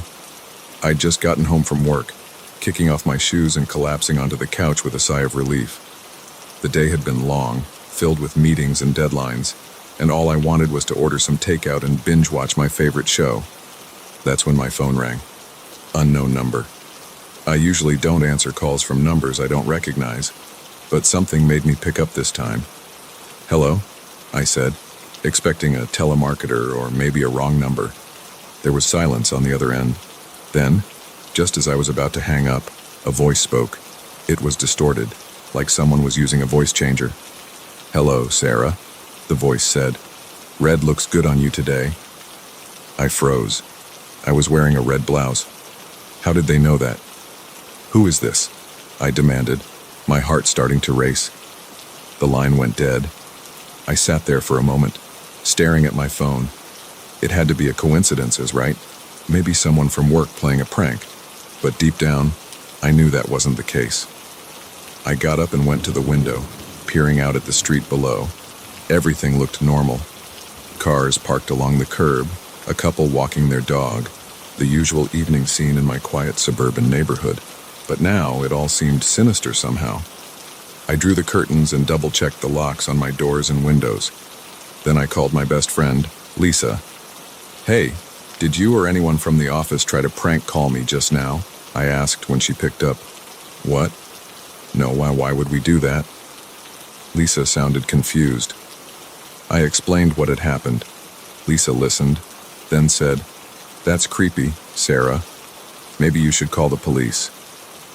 I considered it, but what would I tell them? That I got a weird phone call. They'd probably just tell me to block the number. So I tried to shake it off. I ordered my food, settled in with my show, and tried to forget about the strange call. But an hour later, my phone rang again. Same unknown number. This time, I didn't answer. It rang 4 times, then stopped. A moment later, a text came through. "Why didn't you answer, Sarah? Don't you want to talk to me?" My hand shook as I dropped the phone onto the couch. This wasn't happening.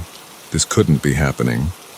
I picked up the phone again and blocked the number.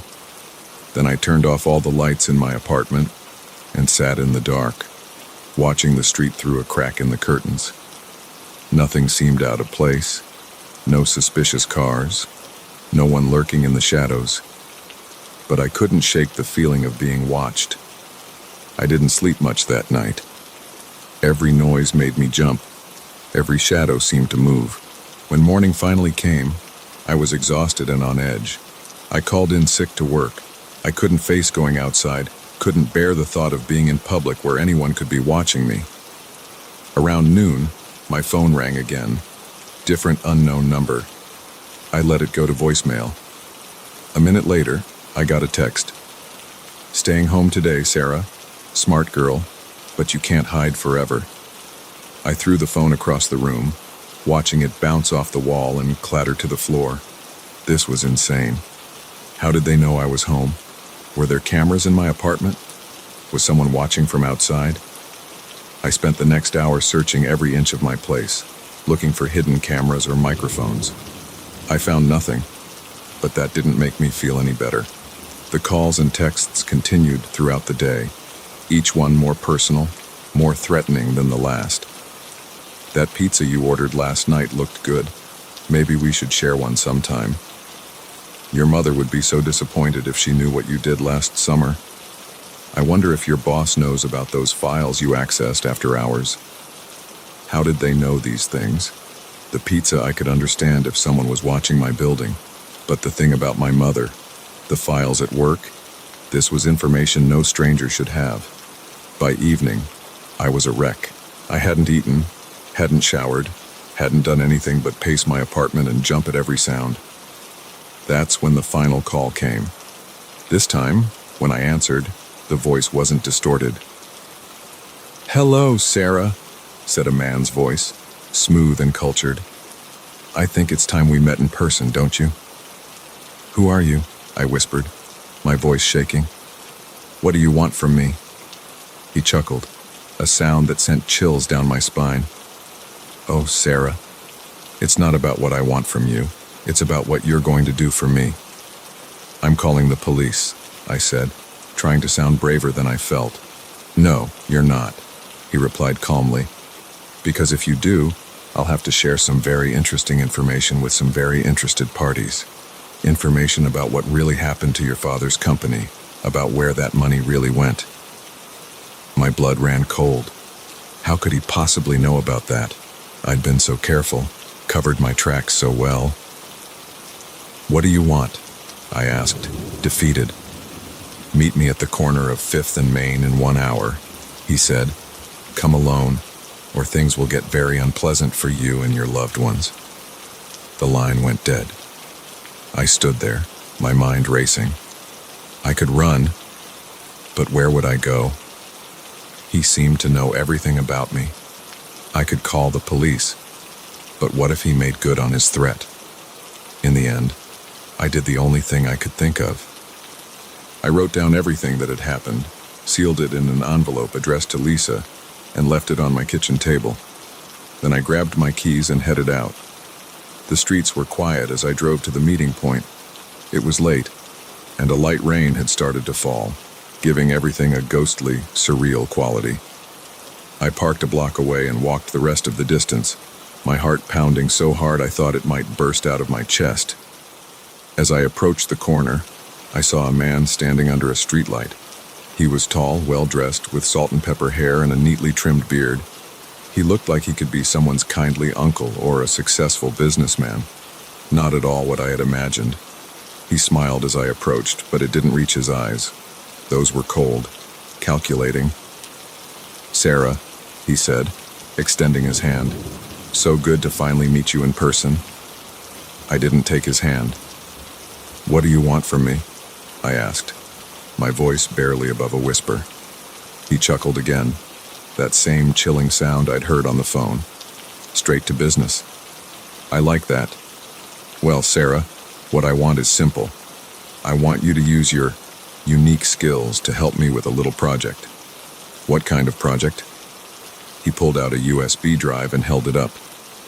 "On this drive is a list of names and account numbers. I need you to do what you do best. Move the money, hide the trail, just like you did for your father." I felt sick. He wanted me to launder money for him, to use the same skills that had gotten me into this mess in the first place. "And if I refuse?" I asked, already knowing the answer. His smile turned predatory. "Then I start making phone calls, to the police, to your company, to your mother. How do you think she'd react to learning what her daughter really is?" I closed my eyes, feeling trapped. This was it. This was the moment my past had finally caught up with me. "Okay," I said, opening my eyes and meeting his gaze. "I'll do it. But after this, you leave me alone. No more calls, no more threats. We're done." He nodded, handing me the USB drive. "Of course. You do this job well, and you'll never hear from me again." As I took the drive, a thought occurred to me, a dangerous, desperate thought. "How do I know you won't just keep blackmailing me?" I asked. He raised an eyebrow. "You don't. But what choice do you have?" I nodded, as if accepting this. Then, in one swift motion, I grabbed his wrist and twisted, using a self-defense move Lisa had taught me years ago. He cried out in surprise and pain, dropping his phone. I snatched it up and ran. Behind me, I could hear him shouting, his footsteps pounding on the wet pavement. I ran harder than I'd ever run in my life, my lungs burning, my legs aching. I didn't stop until I reached the police station 3 blocks away. Gasping for breath, I burst through the doors and approached the desk sergeant. "I need to report a crime," I said, placing both USB drives, his and mine, on the counter. "And I need to confess to one." The sergeant looked at me, then at the drives, his expression a mix of confusion and concern. "All right, miss," he said slowly. "Why don't you start from the beginning?" So I did. I told him everything. About the calls, the threats, the blackmail, and about what I'd done for my father all those years ago. It wasn't easy. I knew I was throwing away my freedom, my future. But as I spoke, I felt a weight lifting off my shoulders. No more secrets, no more looking over my shoulder.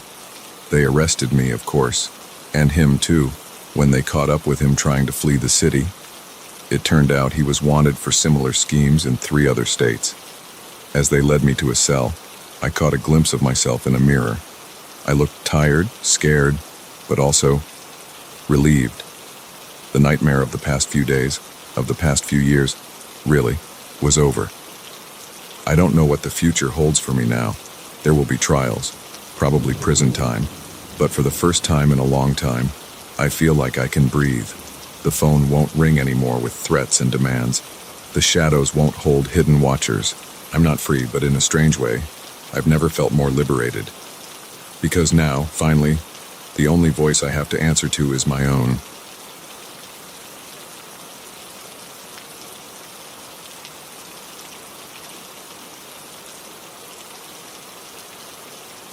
The moment I realized the footsteps behind me weren't my own echo, I knew this midnight run was about to become a nightmare. But by then, it was too late to turn back. I've always been a night owl, preferring the quiet solitude of the city after dark. That's why I started jogging at night. The streets were emptier, the air cooler, and the usual hustle and bustle of the day faded into a peaceful hum of distant traffic and the occasional hoot of an owl. This particular night was no different, or so I thought. I laced up my running shoes, popped in my earbuds, and headed out into the cool autumn air. The moon was full, casting long shadows across the sidewalks and giving everything an ethereal, almost eerie glow. I started my usual route, heading towards the park. The streetlights flickered as I passed under them, creating a strobe-like effect that played tricks on my eyes. But I was used to it, barely noticing as I focused on my breathing and the rhythm of my feet hitting the pavement. It wasn't until I entered the park that I first noticed something was off. The park was usually deserted at this hour, save for the occasional homeless person on a bench or late-night dog walker. But tonight, it felt different. The air seemed heavier somehow, charged with an energy I couldn't quite place. I shook off the feeling, chalking it up to pre-marathon jitters. I had a big race coming up, and my nerves had been on edge for days. I picked up my pace, my breath coming in steady puffs as I rounded the large fountain at the center of the park. That's when I heard it. Footsteps, just slightly out of sync with my own. I glanced over my shoulder, but the path behind me was empty. Just shadows and moonlight. I frowned, slowing my pace slightly. The footsteps slowed too. My heart rate, already elevated from the run, kicked up a notch. I told myself I was being paranoid, that it was just an echo or my imagination playing tricks on me. But as I rounded the next bend, the footsteps grew louder, more distinct. I stopped abruptly, spinning around to confront whoever was following me. But there was no one there. The path stretched out behind me, empty and silent. The only sound was my own ragged breathing and the distant hum of the city. "Hello?" I called out, my voice sounding small and scared in the vast emptiness of the park. No response. I stood there for a moment, straining my ears for any sign of movement. Nothing, just the rustle of leaves in the gentle breeze and the far-off bark of a dog. Shaking my head, I turned to continue my run. But as soon as I started moving, the footsteps returned. This time, they were faster, more urgent, as if whoever, or whatever was making them, was trying to catch up. Panic seized me. I broke into a sprint, my feet pounding the pavement as I raced towards the park exit. The footsteps behind me quickened to match my pace, growing louder with each passing second. I risked another glance over my shoulder, and my blood ran cold. There, just at the edge of my vision, I caught a glimpse of a dark figure. It was too far away to make out any details, but I could see it was keeping pace with me effortlessly. I ran harder, my lungs burning, my legs aching. I had to get out of the park, back to the relative safety of the well-lit streets. But no matter how fast I ran, the footsteps stayed right behind me, never falling behind, never quite catching up. As I neared the park exit, a stitch formed in my side, slowing me down. The footsteps grew closer. I could hear heavy breathing now, not my own, coming from just behind me.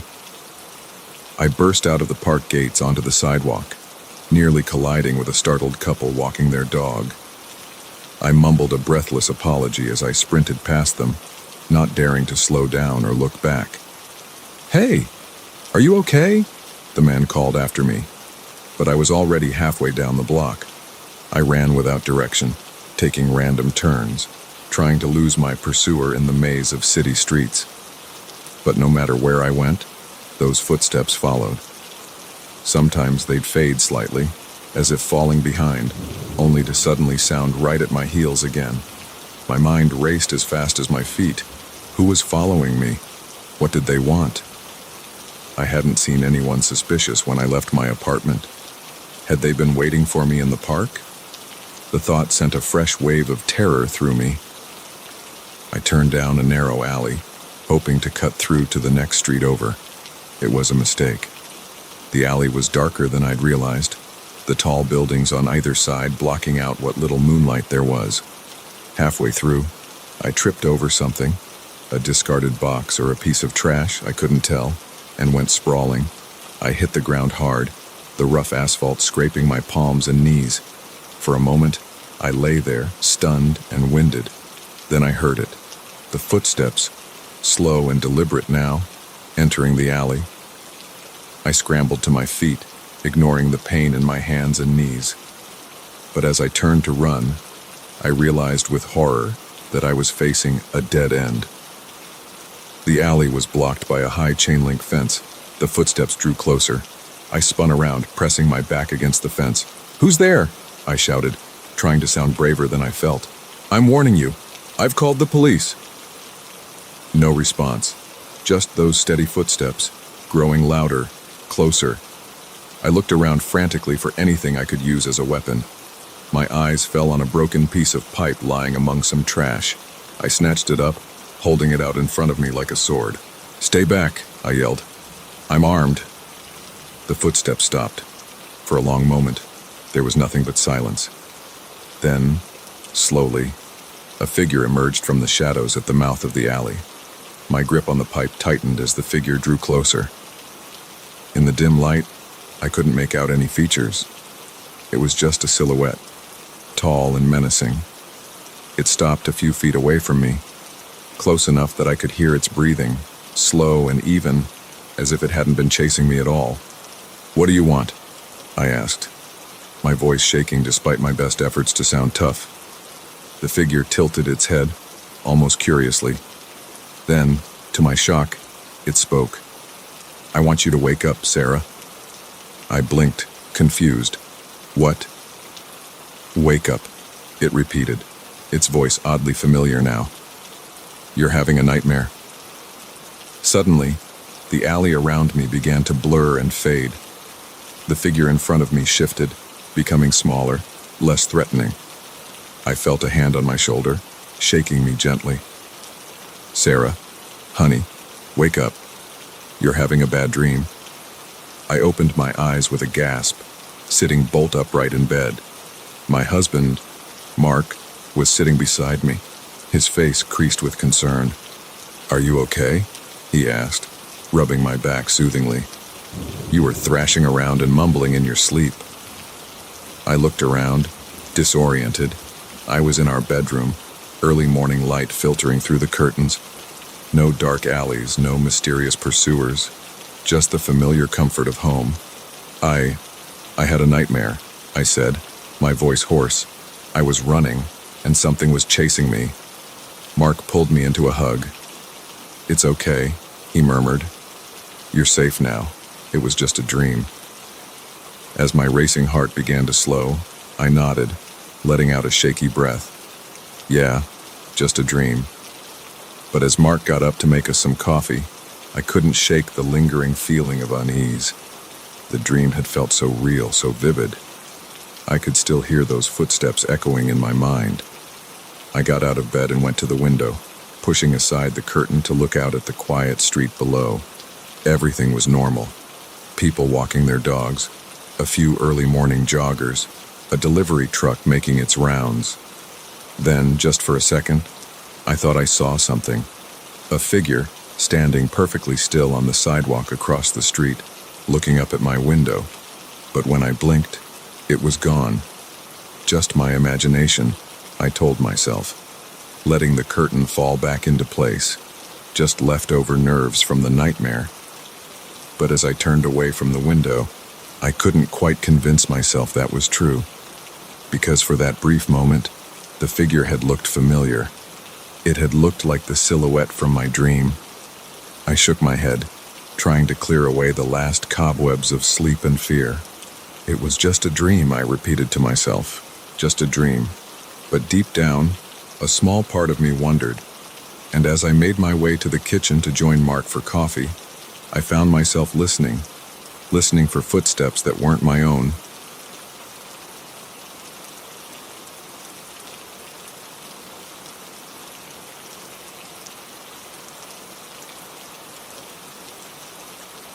The moment I saw those deep scratches on the motel room walls, I knew I'd made a terrible mistake checking in. But by then, it was too late to leave. The night was about to become a waking nightmare. I'd been driving for hours, my eyelids growing heavier with each passing mile. The neon sign of the Pine Rest Motel glowed like a beacon in the darkness, promising a bed and a few hours of sleep before I continued my journey. I should have kept driving. The parking lot was nearly empty when I pulled in, just a couple of beat-up trucks and my own sedan. The office was a small, dimly lit room that smelled of stale cigarettes and cheap air freshener. The clerk, an older man with a permanent scowl etched into his weathered face, barely looked up from his outdated TV as he handed me the key to room 13. "Checkout's at 11, he grunted, already turning his attention back to the flickering screen. I should have noticed the way his eyes darted nervously to the door as I left, the slight tremor in his hand as he passed me the key. But I was too tired, too focused on the promise of sleep to pay attention to these warning signs. The walk to my room felt longer than it should have, the silence of the night broken only by the crunch of gravel under my feet and the distant hum of the highway. When I reached door 13, I hesitated for just a moment, my hand hovering over the knob. Something felt off, but I chalked it up to road fatigue and pushed the door open. The room was about what you'd expect from a budget motel: faded wallpaper, a sagging double bed, and a TV that looked old enough to have broadcast the moon landing. But it was the walls that caught my attention. In the dim light filtering through the thin curtains, I could see deep scratches marring the dingy paint. They were everywhere, some short and frantic, others long and deliberate, as if someone or something had been trying to claw its way out. I dropped my bag, my tiredness forgotten as I moved closer to examine the marks. They weren't just on one wall, but all of them, even extending to the ceiling in places. Some looked old, the edges smooth and worn, while others seemed fresher, the paint around them still curled and flaking. A chill ran down my spine as I ran my fingers over the grooves. What could have made these? And why hadn't they been repaired or painted over? I turned to leave, to demand another room, or better yet, a refund so I could get the hell out of there. But as I reached for the door handle, I heard it. A soft scratching sound, coming from somewhere inside the room. I froze, my heart pounding in my chest. The sound stopped, then started again, louder this time. It seemed to be coming from the bathroom. Against every instinct screaming at me to run, I moved towards the bathroom door. The scratching grew more intense, accompanied now by a low, guttural growl that raised the hair on the back of my neck. With a trembling hand, I reached for the doorknob. Just as my fingers brushed the cool metal, the noises stopped abruptly. The silence that followed was somehow even more terrifying. I don't know how long I stood there, my hand on the doorknob, too scared to open it but too paralyzed with fear to move away. Finally, I managed to take a step back, then another my eyes never leaving the bathroom door. I bumped into the bed and nearly jumped out of my skin. Turning quickly, I saw something that made my blood run cold. There, half hidden under the bedskirt, was a journal. Its leather cover was worn and scratched, mimicking the walls around me. With shaking hands, I pulled it out. The pages were yellowed with age, filled with frantic scribbles and desperate pleas. As I flipped through, certain phrases jumped out at me. It comes at night. Don't look in the mirror. The scratching never stops. The last entry, written in a shaky hand, simply read, "If you're reading this, it's too late. It knows you're here." A loud bang from the bathroom made me drop the journal. The door shuddered in its frame, as if something on the other side was throwing its weight against it. I ran for the door, my heart pounding so hard I thought it might burst from my chest, but the handle wouldn't turn. I yanked harder, panic rising in my throat, but it was no use. I was locked in. The banging from the bathroom grew louder, more insistent. I could hear wood splintering, the hinges groaning under the assault. I looked around frantically for another way out. The window. I rushed over, but it was sealed shut, the glass too thick to break easily. As I turned back to the room, my eyes fell on the mirror hanging on the wall. For a split second, I saw something in its reflection.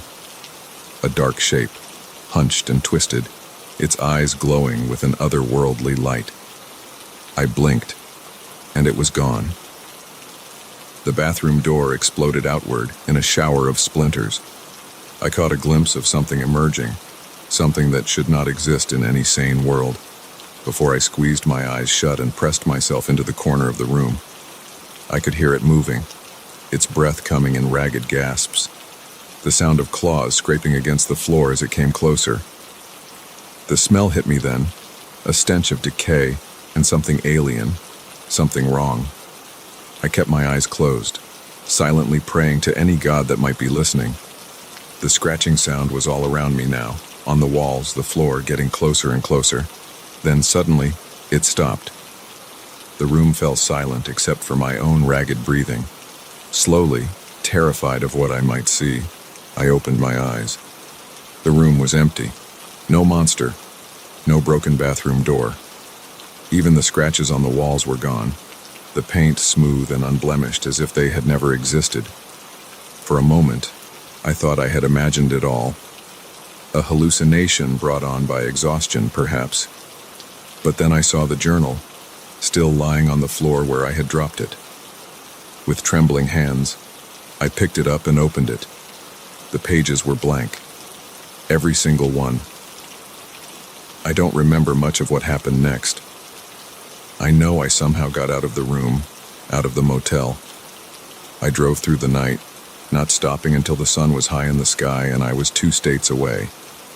I've tried to convince myself it was all a dream, a vivid nightmare brought on by too many hours on the road. But sometimes, late at night, I hear it. That soft scratching sound coming from just outside my bedroom door. And I know, deep in my bones, that whatever was in that motel room is still out there, waiting, watching. And sometimes, when I catch a glimpse of myself in the mirror, I see something else looking back. Something with eyes that glow in the darkness. Something that smiles with too many teeth. I don't stay in motels anymore. I don't sleep much at all, to be honest. Because I know now that there are things in this world that defy explanation. Things that lurk in the shadows of rundown motels and haunt the spaces between reality and nightmare. And I know that one day those scratches will appear on my walls. The journal will reappear, its pages filled once more with desperate warnings, and whatever was in room 13 will finally finish what it started.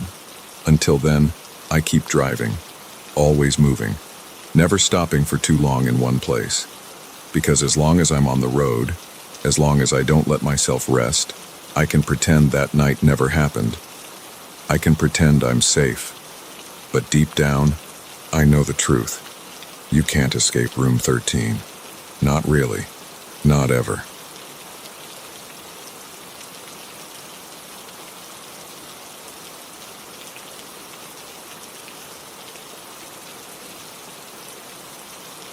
The moment I heard the footsteps in the attic, I knew this house-sitting gig was going to be anything but ordinary.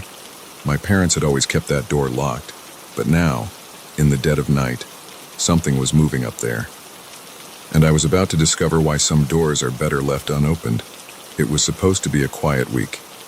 My parents had finally taken that European vacation they'd been planning for years, and they'd asked me to keep an eye on the house. At 25, I was well past the age of throwing wild parties when the folks were away, so they trusted me implicitly. Plus, I figured it would be a nice break from my cramped apartment in the city. The first couple of days were uneventful. I worked remotely from Dad's study, enjoyed Mom's well-stocked kitchen, and relished the peace and quiet of suburban life. But on the third night, everything changed. I was up late, binging a new series on Netflix, when I heard it. A soft thud like something heavy being dropped coming from above. At first, I thought it might be the house settling. It was an old place, built in the 60s, and had its fair share of creaks and groans. But then I heard it again, followed by what sounded distinctly like footsteps. My heart started racing. The attic had always been off-limits when I was growing up. Dad kept it locked, claiming it was full of old junk and probably not safe to walk around in. But now, there was definitely something up there, moving around. I muted the TV and listened intently. The footsteps continued, slow and deliberate, moving from one end of the attic to the other. Then, silence. I sat there for what felt like hours, straining my ears for any further sound. Nothing. Eventually, exhaustion won out over fear, and I fell into a fitful sleep on the couch. The next morning, I convinced myself it had been a dream. Probably just the wind. Or maybe a raccoon had somehow gotten into the roof space. But as I made my way upstairs to shower, I noticed something that made my blood run cold. The attic door, always locked for as long as I could remember, was slightly ajar.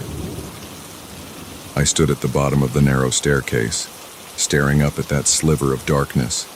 Every instinct told me to close the door, lock it if I could, and forget about it. But curiosity, that damned human trait, got the better of me. Taking a deep breath, I began to climb the stairs. Each step creaked under my weight, the sound unnaturally loud in the quiet house. As I reached the top, I hesitated for a moment before pushing the door fully open. The attic was dimly lit by a single circular window at the far end. Dust motes danced in the shaft of sunlight, giving the whole space an ethereal quality. At first glance, it looked exactly as Dad had always described, just a storage space full of old furniture and boxes. But as my eyes adjusted to the gloom, I noticed something odd. In the center of the room, the dust on the floor had been disturbed. There were footprints, and they didn't look like they belonged to a raccoon. They were human. My heart pounding, I stepped further into the attic. The footprints led to a stack of boxes in the corner.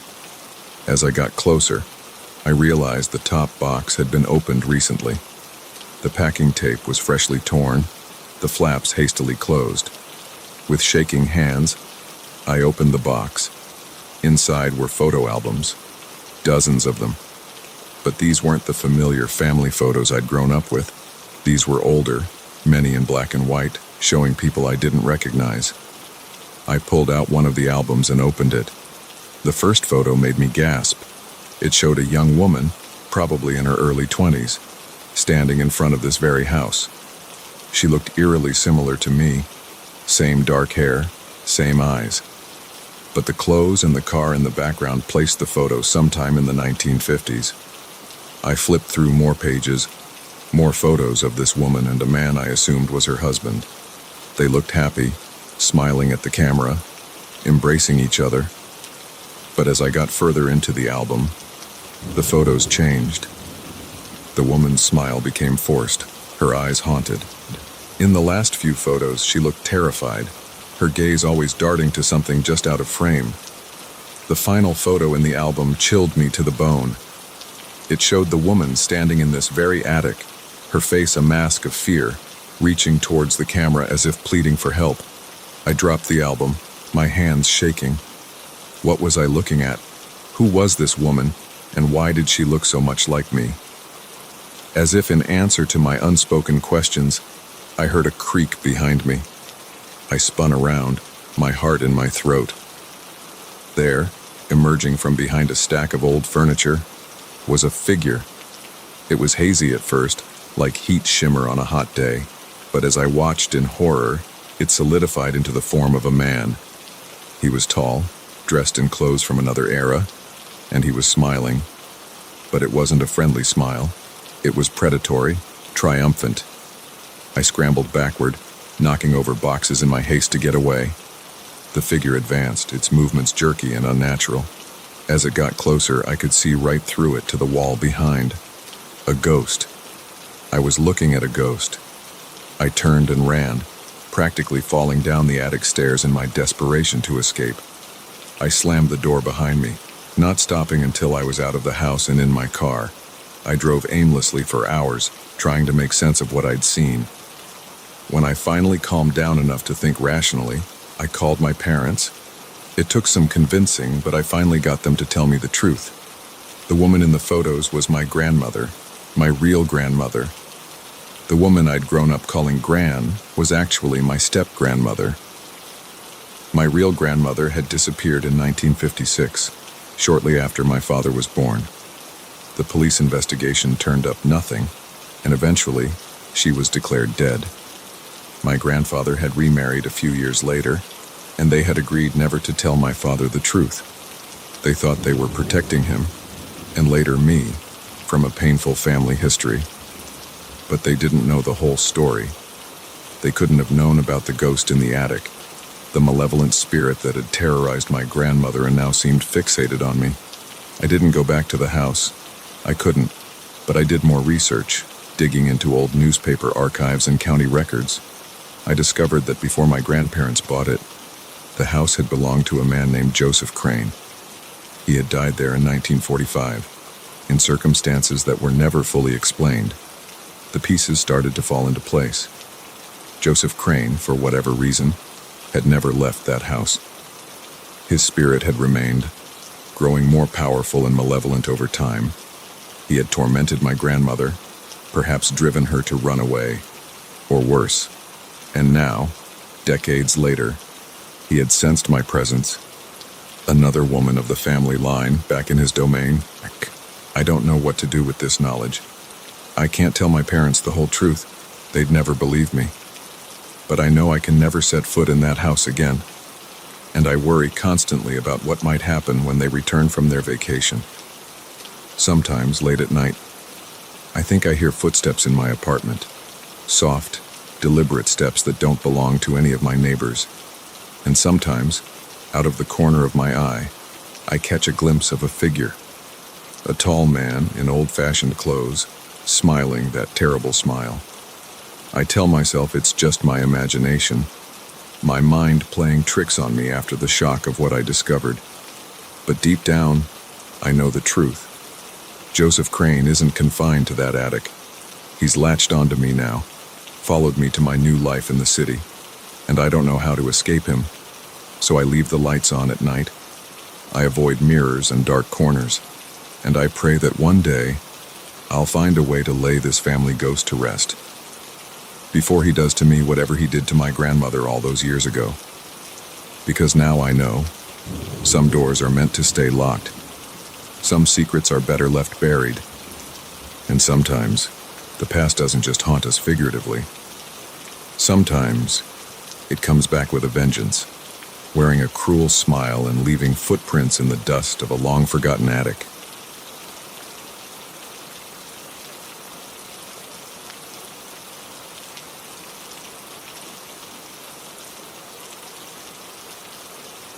The moment I realized the car behind me had no headlights, I knew this wasn't going to be an ordinary drive home. But by then, it was too late. The game of cat and mouse had already begun, and I was the mouse.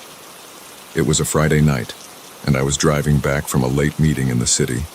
The rain had started about an hour into my journey, a light drizzle at first that quickly became a torrential downpour. The highway stretched out before me, a ribbon of wet asphalt disappearing into the darkness. I'd always enjoyed night driving. There was something peaceful about it. The world shrunk down to just me, my car, and the road ahead. But tonight, that peace was shattered by an uneasy feeling in the pit of my stomach. I first noticed the car about 20 minutes into my drive. It was a dark sedan, maybe black or dark blue. It was hard to tell in the rain. What caught my attention was that it had no headlights on. In this weather, that seemed not just dangerous, but impossible. How could they see where they were going? At first, I didn't think much of it. Maybe they'd forgotten to turn them on, or perhaps there was an electrical problem. I expected them to realize their mistake and either turn on their lights or pull over. But they didn't. The car kept pace with me, always staying a few car lengths behind, close enough that I could make out its shape in my rear-view mirror, but far enough that I couldn't see the driver. I increased my speed a little, hoping they'd fall behind. They matched me, perfectly maintaining the distance between us. I slowed down, and they slowed too. That's when the uneasiness turned to fear. This wasn't normal behavior. No one drives like this, especially not in a rainstorm at night. I tried to rationalize it. Maybe they were just using me as a guide, following my taillights since their headlights were out. But if that was the case, why not get closer? Why maintain this eerily precise distance? I fumbled for my phone, thinking I should call someone. But who? The police. What would I tell them? That I was being followed by a car with no headlights. It sounded ridiculous even in my own head. As I debated what to do, I approached a fork in the highway. My exit was coming up, a less traveled road that led to my small hometown. At the last second, I made a decision. Instead of taking my usual exit, I stayed on the main highway. The car behind me smoothly followed my change of direction. My heart started racing.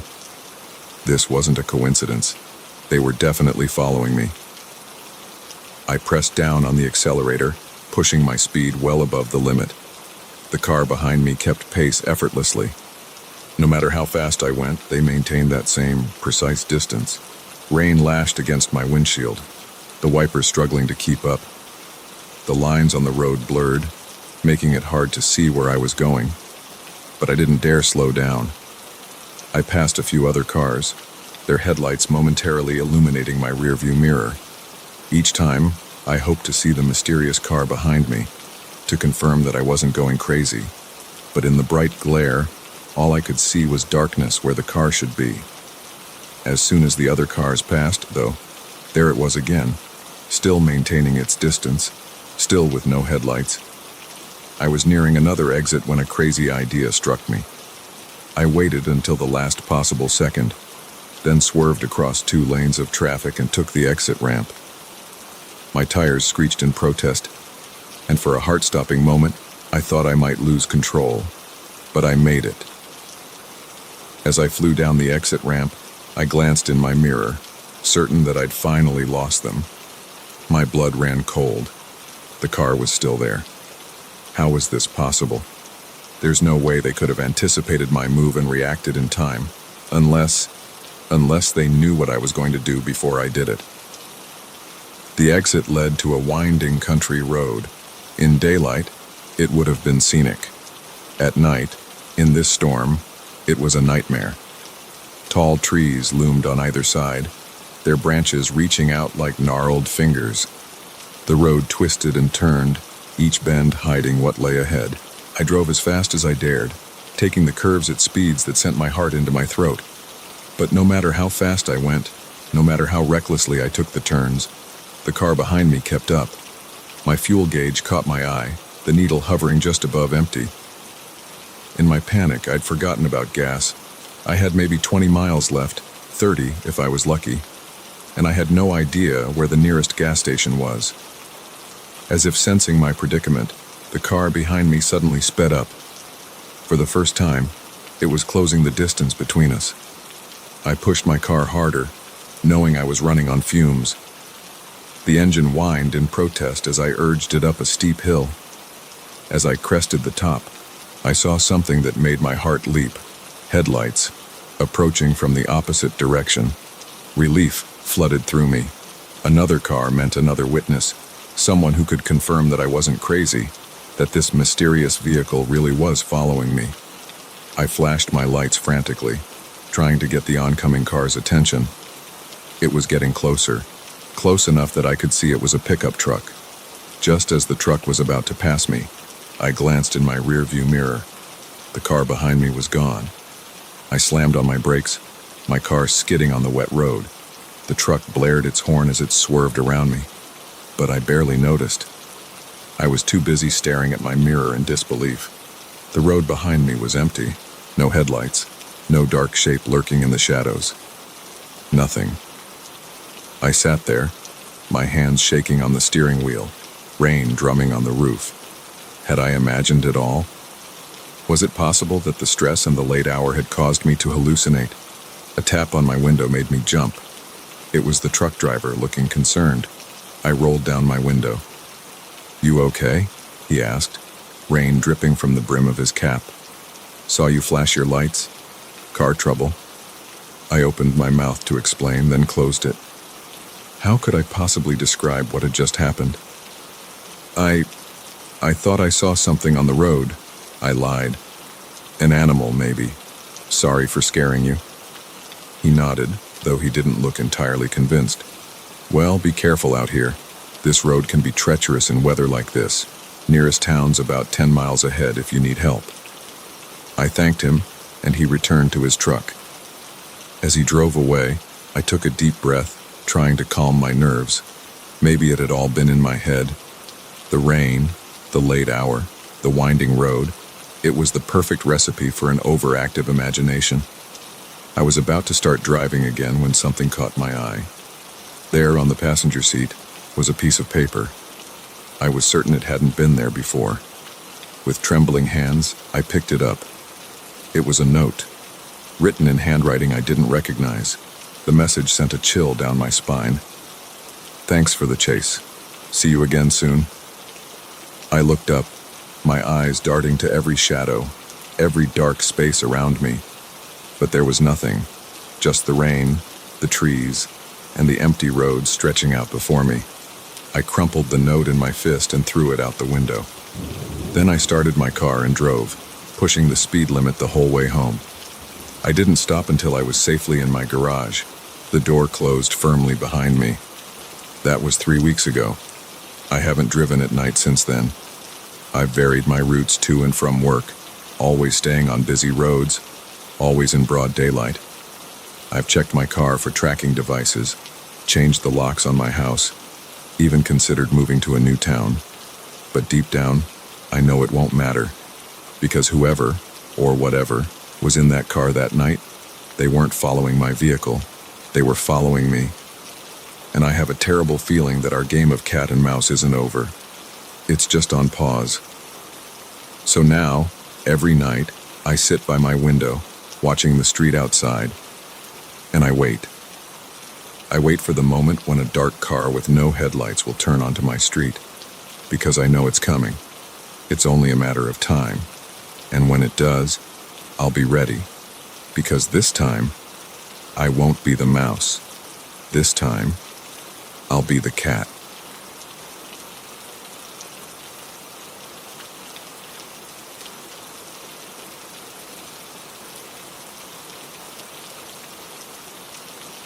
The first time I saw him lurking outside my building, I thought it was just a coincidence. By the third time, I knew I was being watched.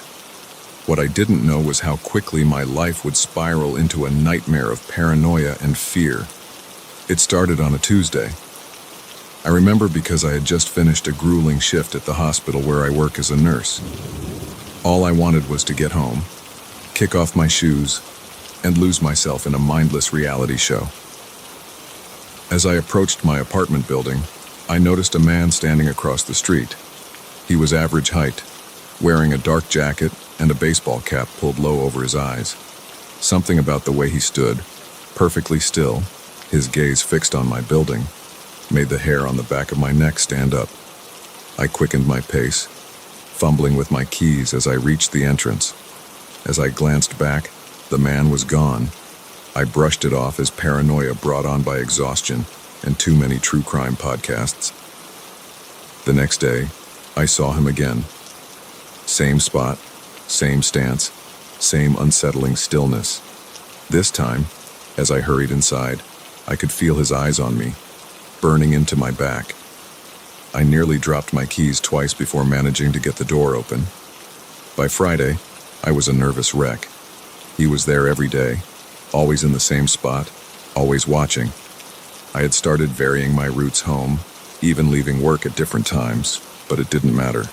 He was always there, waiting. I considered calling the police, but what would I tell them? That a man was standing on a public street, that I had a feeling he was watching me. I had no proof, no evidence of any actual crime, just a gnawing fear that grew stronger with each passing day. On Saturday, things escalated. I had spent the day holed up in my apartment, too afraid to go out. As evening fell, I peered out my window, half expecting to see him in his usual spot. The street was empty, and I felt a wave of relief wash over me. Maybe it was over. Maybe he had moved on. That's when I heard it. A soft knock at my door. My heart leaped into my throat. I lived alone, and I wasn't expecting anyone.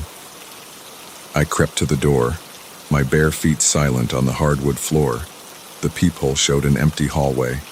I waited, barely breathing, straining my ears for any sound. Another knock, louder this time. I jumped back, my hand flying to my mouth to stifle a scream. Whoever was out there, they were standing to the side of the door, out of view of the peephole. "Who's there?" I called out, hating how my voice trembled. Silence. Then, package delivery. The voice was muffled, but distinctly male. My mind raced. I hadn't ordered anything, and it was well past normal delivery hours. Every instinct screamed that this was wrong, that I shouldn't open the door. "Just leave it there," I said, trying to keep my voice steady. "I'll get it later." "Need a signature?" the voice replied. I backed away from the door, my heart pounding so hard I could feel it in my throat. This wasn't right. This wasn't normal. I fumbled for my phone, my fingers shaking as I dialed 911. As I raised the phone to my ear, I heard a sound that made my blood run cold. The unmistakable click of a key in the lock. My lock. I dropped the phone and ran for the bedroom, slamming the door shut behind me and wedging a chair under the handle. I could hear the front door opening. Slow, deliberate footsteps entering my apartment. "Here, kitty, kitty," a voice called out, sickeningly playful. Time to stop running. I looked around frantically for a weapon, anything I could use to defend myself. My eyes fell on the lamp on my bedside table. I unplugged it, gripping it tightly in both hands. The footsteps grew closer, stopping just outside the bedroom door. The handle jiggled. "Come on out," the voice said. "We both know how this ends." I stood there, frozen in terror, the lamp raised and ready. The door shuddered as he threw his weight against it, once, twice, 3 times. On the 4th try, I heard the chair scraping across the floor. One more hit, and the door would give way. In that moment, something inside me snapped. I was not going to be a victim. I was not going to die here, cowering in fear. As the door burst open, I swung the lamp with all my might. It connected with a satisfying crack, catching my attacker off guard. He stumbled backward, giving me the opening I needed. I bolted past him, not daring to look back as I ran for the front door. I made it to the hallway, screaming for help as I ran towards the stairs. Behind me, I could hear him recovering, his footsteps pounding after me. I took the stairs 2 at a time, my bare feet slipping on the cold concrete. I burst out of the stairwell into the lobby, relief flooding through me as I saw my neighbor, Mr. Johnson, checking his mail. His eyes widened as he took in my disheveled appearance and panicked expression. "Call the police," I gasped, just as my attacker emerged from the stairwell. What happened next was a blur. Mr. Johnson, a retired Marine, moved with surprising speed for a man in his 60s. He tackled my attacker, pinning him to the ground as I fumbled with my phone, finally managing to dial 911. The police arrived within minutes, along with an ambulance. As they led my attacker away in handcuffs, I got my first clear look at his face. It was him, the man who had been watching me all week. But now, in the harsh fluorescent light of the lobby, he didn't look menacing at all. He looked ordinary, just a man, not the monster I had built up in my mind. The detectives told me later that he was wanted in connection with several stalking cases and home invasions across the city. They found detailed notes about my routines in his apartment, along with trophies from other victims. I was lucky, they said. If Mr. Johnson hadn't been there, I didn't go back to my apartment that night, or for many nights after. I stayed with a friend, jumped at every sound, saw danger in every shadow. It took months of therapy before I could sleep through the night without nightmares. Eventually, I moved to a new city, started a new job. I installed a state-of-the-art security system in my new apartment and took self-defense classes. Slowly, I started to feel safe again. But sometimes, when I'm walking home late at night, I'll catch a glimpse of someone standing still on a street corner, or hear footsteps behind me that seem to match my pace. In those moments, the fear comes rushing back, as fresh and raw as it was that night in my old apartment. I know now that the world can be a dangerous place, that there are predators out there who see people like me as prey. But I also know that I'm stronger than I ever thought possible. I survived. I fought back. And if, God forbid, I ever find myself in a situation like that again, I'll be ready. Because the thing about being stalked, about living through that kind of terror, is that it changes you. You can let it break you, let the fear control your life. Or you can use it, let it fuel you, make you more aware, more prepared. I chose the latter. I refuse to be a victim again. I refuse to let one man's sick obsession define the rest of my life. Yes, I still look over my shoulder. Yes, I still check the locks twice before I go to bed. But I also live. I laugh. I love. I don't let the fear win. And to the man who thought he could make me his prey, you failed. You may have taken my sense of security for a while, but you didn't take my life, my spirit, or my strength. In trying to break me, you only made me more resilient. So watch all you want. I'm not afraid anymore. Because now, I'm the one you should be scared of.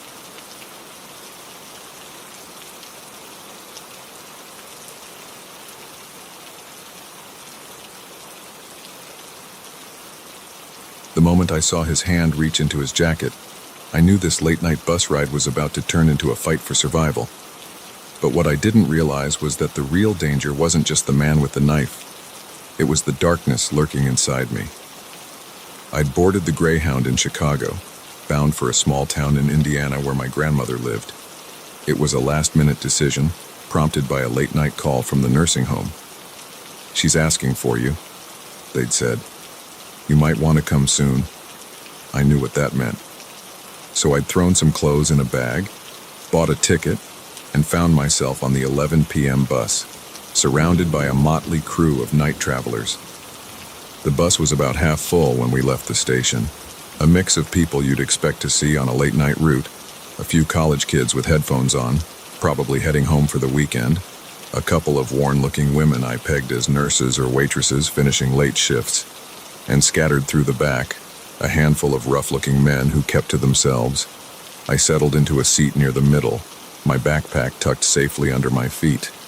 As we pulled out of the station, I leaned my head against the window, watching the city lights blur into streaks of neon. The gentle rumble of the engine and the swaying of the bus soon lulled me into a light doze. I'm not sure how long I'd been asleep when I felt it, that prickle on the back of your neck when you know you're being watched. I opened my eyes slowly, trying not to make it obvious I was awake. Through the reflection in the window, I could see a man had moved to the seat directly behind me. He was leaning forward, his eyes fixed on the back of my head. My heart rate picked up, but I forced myself to stay calm. Maybe he was just looking out the window. Maybe I was being paranoid. I shifted in my seat, making a show of stretching and yawning like I'd just woken up naturally. As I did, I got my first clear look at him. He was older, maybe in his 50s, with a scruffy beard and eyes that seemed to gleam with an unsettling intensity in the dim bus lighting. When our eyes met, he didn't look away. Instead, his mouth curved into a smile that sent a chill down my spine. "Finally awake, sleeping beauty," he said, his voice low and rough. I mumbled something non-committal and turned back around, my mind racing. The bus was quieter now, most of the other passengers asleep or engrossed in their phones. We were on a stretch of dark highway, nothing but fields and forests on either side. I felt him lean closer, his breath hot on my ear. "You got any cash on you, sweetheart? Or maybe a nice phone I could borrow?" My blood ran cold. This was really happening. I was about to be robbed on a Greyhound bus in the middle of nowhere. I don't have much," I stammered, my voice barely above a whisper. "Just a few dollars for food?" He chuckled, a sound devoid of any real humor. Now, don't lie to me. I've been watching you. Nice bag, nice clothes. I bet you've got all sorts of goodies in there." I turned to face him, hoping to reason with him, to appeal to whatever humanity he might have left. That's when I saw his hand disappear into his jacket. Time seemed to slow down. I saw the gleam of metal as he pulled out a knife, small but wickedly sharp. I saw the way his eyes darted around the bus, checking if anyone was watching. And I saw the moment he decided he was going to use that knife, whether I cooperated or not. In that instant, something inside me shifted. The fear didn't disappear, but it was joined by something else. A cold, clear determination. A voice in my head that said, "Not today, not me." As his hand came up with the knife, I moved. All those self-defense classes my mom had insisted I take suddenly kicked in. I grabbed his wrist with both hands, twisting it hard while driving my elbow back into his face. I felt something crunch, his nose, probably, and he let out a muffled yell of pain and surprise. The knife clattered to the floor as I launched myself over the seat, landing on top of him. We grappled in the narrow space, his size and strength against my desperation and adrenaline. I could hear shouts from the other passengers now, people waking up to the commotion. He managed to get a hand around my throat, squeezing hard. Black spots danced at the edges of my vision as I gasped for air. With my free hand, I scrabbled on the floor, searching for the knife. My fingers closed around the handle just as I felt consciousness starting to slip away. I didn't think. I just acted. The knife went in just below his ribs, sliding in with a sickening ease. His eyes widened in shock, his grip on my throat loosening. I pushed him off me, scrambling back into the aisle. The bus erupted into chaos. People were screaming. The driver was yelling something about pulling over. But all I could focus on was the man slumped in the seat, blood seeping through his shirt where the knife still protruded. I stood there shaking as the bus ground to a halt on the shoulder of the highway. The driver was on his radio, calling for police and an ambulance. A woman who said she was a nurse pushed past me, kneeling beside my attacker to check his pulse. "He's alive," she announced, and I felt a wave of relief wash over me. I hadn't killed him. I wasn't a murderer. The next few hours passed in a blur. Police cars and an ambulance arrived, their lights painting the inside of the bus in alternating red and blue. I gave my statement over and over, my voice sounding strange and distant to my own ears. They took the knife as evidence, photographed the bruises forming on my neck, asked me 100 questions about what had happened. By the time they were done, the sky was starting to lighten with the first hints of dawn. An officer told me I was free to go, that it was a clear case of self-defense. They offered to call someone for me, but I shook my head. I just wanted to get to my grandmother. As I waited for another bus to come pick up the stranded passengers, I found myself thinking about the man. Not the one who had attacked me, but the one I had become in those few terrifying moments. The one who had been capable of driving a knife into another human being without hesitation. I'd always thought of myself as gentle, non-violent, but now I knew the truth. Given the right circumstances, pushed far enough, I was capable of anything. It was a chilling realization, but also, in a strange way, empowering. The replacement bus arrived just as the sun was cresting the horizon. As I boarded, my backpack clutched tightly to my chest. I caught a glimpse of my reflection in the window. I looked different somehow. Older, harder. The eyes that stared back at me weren't those of a victim, but of a survivor. I found a seat near the front this time, away from the other passengers. As the bus pulled away, continuing its journey as if nothing had happened, I closed my eyes and took a deep breath. I was alive, I was safe, and I was stronger than I ever knew. But as the bus rolled on towards my destination, I couldn't shake the feeling that something fundamental had changed. The world felt different now, more dangerous but also more conquerable. And I knew that I would never be the same person who had boarded that first bus in Chicago. That person had died somewhere on that dark stretch of highway, replaced by someone new. Someone who knew the taste of violence and the weight of survival. Someone who would never be caught off guard again. As we passed a sign welcoming us to Indiana, I made a silent promise to myself. I would visit my grandmother, say my goodbyes, and then I would figure out who this new person was. This person who could stare death in the face and come out the other side. Because one thing was certain, I couldn't go back to my old life. Not now.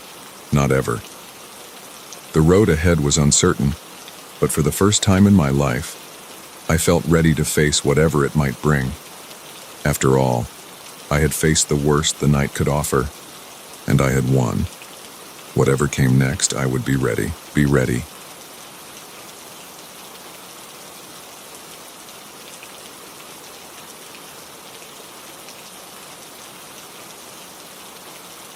The moment I saw the fresh footprints in the dust of the abandoned attraction, I knew we weren't alone.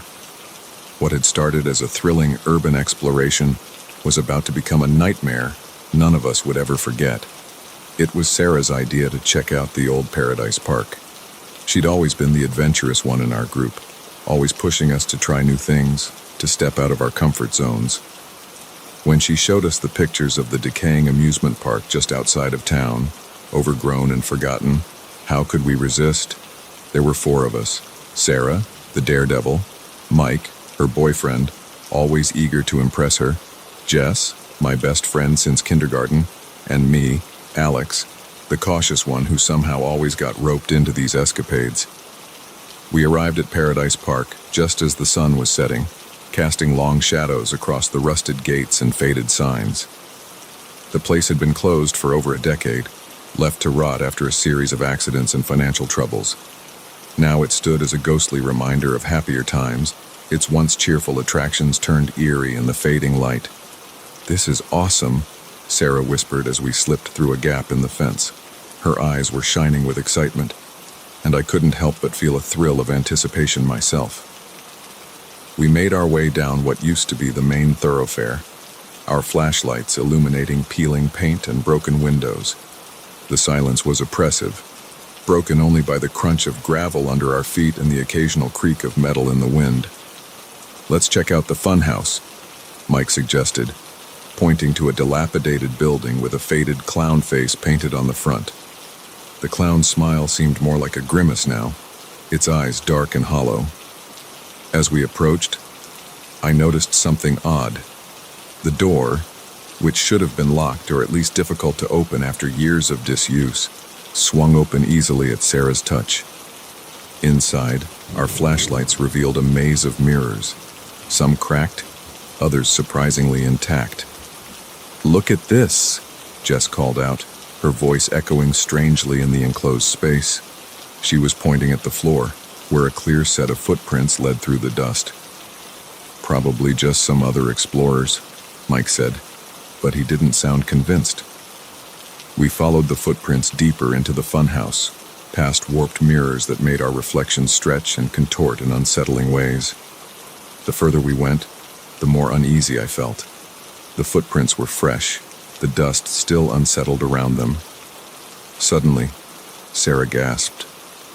In one of the mirrors, just for a second, I saw a figure that wasn't one of us.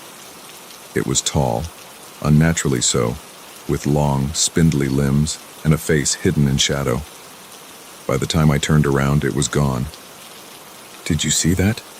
Sarah's voice was barely above a whisper. Before anyone could answer, we heard it.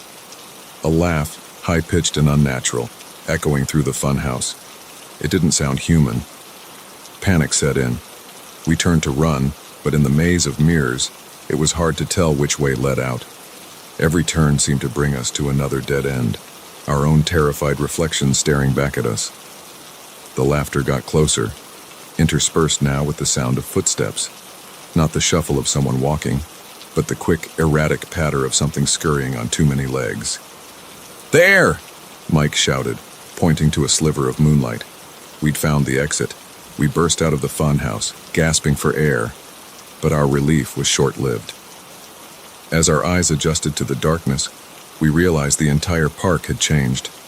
The rides, which had been still and lifeless when we entered, were now moving. The rusty Ferris wheel creaked as it turned, empty seats swinging in the breeze. The merry-go-round spun, its painted horses frozen in an eternal gallop. And there were sounds, calliope music, tinny and off-key, and the distant shouts and laughter of a crowd that wasn't there. "We need to get out of here," Jess said, her voice shaking. None of us argued. We ran towards the entrance, but it seemed to get no closer. The paths twisted and turned in ways they hadn't before, leading us deeper into the park instead of out. As we passed the carousel, I saw something that made my blood run cold. The horses weren't empty. Shadowy figures sat astride them, their features indistinct, but their eyes glowing with an otherworldly light. One of them turned to look at me, its mouth opening in a silent scream. I ran faster. We found ourselves in front of the old roller coaster, its wooden structure looming above us like the skeleton of some great beast. The cars were moving along the track, the clack, clack, clack of their ascent echoing in the night. "In here," Sarah said, pointing to a maintenance door at the base of the coaster. It was our only option. Behind us, we could hear the scurrying footsteps getting closer. The door opened into a dark tunnel that seemed to lead under the coaster. We plunged in, our flashlights barely penetrating the gloom. The air was thick with dust and the smell of decay. We hadn't gone far when we heard the door slam shut behind us. The sound of a lock clicking into place echoed in the confined space. "No, no, no," Mike muttered, running back to the door, but it wouldn't budge. That's when we heard the voice. It came from everywhere and nowhere at once, a sound that seemed to bypass our ears and speak directly into our minds.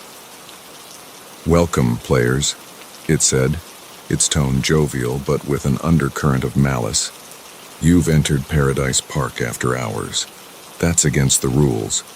But don't worry, we love rule breakers here. They make the game so much more interesting." A light flickered on ahead of us, illuminating a path forward. We had no choice but to follow it. The tunnel opened into a large chamber that must have been under the center of the park. Old ride parts and broken animatronics littered the floor, and in the center, a figure waited. It was the thing I'd seen in the mirror, tall and thin, dressed in a tattered ringmaster's costume. Its face was a blank white mask, featureless except for two black holes where eyes should be. "Let's play a game," it said, its voice now coming from the mask but still echoing in our heads. "A simple one. Find your way out of the park before sunrising, and you can leave. Fail, and, well," it gestured to the broken figures around us, "you'll become part of the attractions. Forever." With a laugh that sent chills down my spine, the figure vanished, leaving us alone in the cavernous space. We spent what felt like hours searching for a way out, navigating through dark tunnels and emerging into different parts of the park. Each area held new horrors: clowns with too wide smiles and sharp teeth, stuffed animals that moved when we weren't looking, shadows that reached out with clawed hands. We lost Mike in the Hall of Mirrors. His scream suddenly cut short as he rounded a corner. Jess disappeared in the haunted house, pulled into the darkness by something we couldn't see. In the end, it was just Sarah and me, running hand in hand through the nightmare the park had become. We could see the exit, the gates glinting in the pre-dawn light. We were going to make it. Then Sarah stumbled.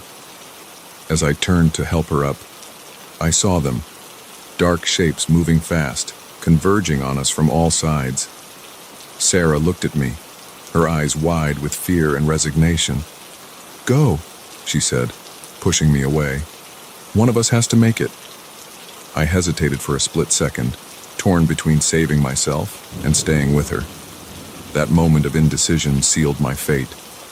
I felt cold hands grab me, pulling me back into the park. The last thing I saw was the sun peeking over the horizon, its rays touching the gates just as they slammed shut. Now, I'm part of Paradise Park, another attraction, another soul trapped in this limbo of endless nights and terrifying games.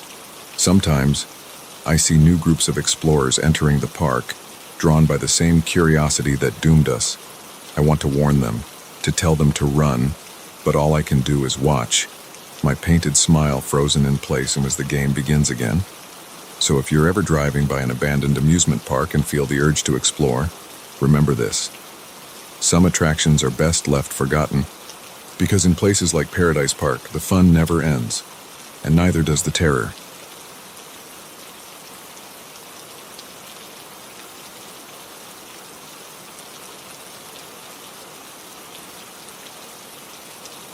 The moment I overheard them talking about and covering up the mess, I knew this wasn't going to be an ordinary night shift at the diner, but I had no idea just how deep into danger I was about to fall. It was a Tuesday night, or rather, Wednesday morning. The kind of hour where the only people out are those who have to be and those who probably shouldn't be. I'd been working the graveyard shift at Mel's 24-hour diner for about 6 months, and I thought I'd seen it all.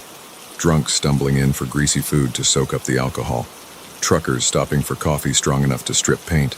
The occasional group of teenagers, high on freedom and lack of sleep.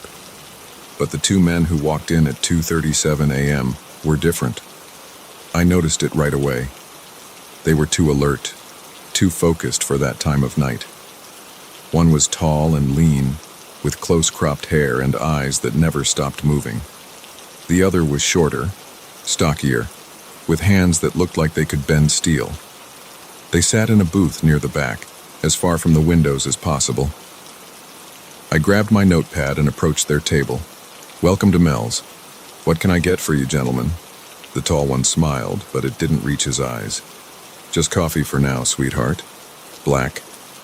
I nodded and turned to get their order, trying to ignore the way the stocky one was staring at me. Something about them set my teeth on edge. As I poured their coffee, I could hear them talking in low, urgent tones. I couldn't make out most of it, but a few phrases jumped out at me. "Need to get rid of it tonight. Boss won't be happy if we screw this up. Dump it in the river, no one will find." I nearly dropped the coffee pot. Were they talking about what I thought they were talking about? I took a deep breath, steadied my hands, and brought their coffee over. As I set the mugs down, the tall one stopped mid-sentence. They both looked up at me, and I felt a chill run down my spine. Did they know I'd overheard them? "Anything else I can get you?" I asked, proud of how steady my voice sounded. The stocky one grunted and shook his head.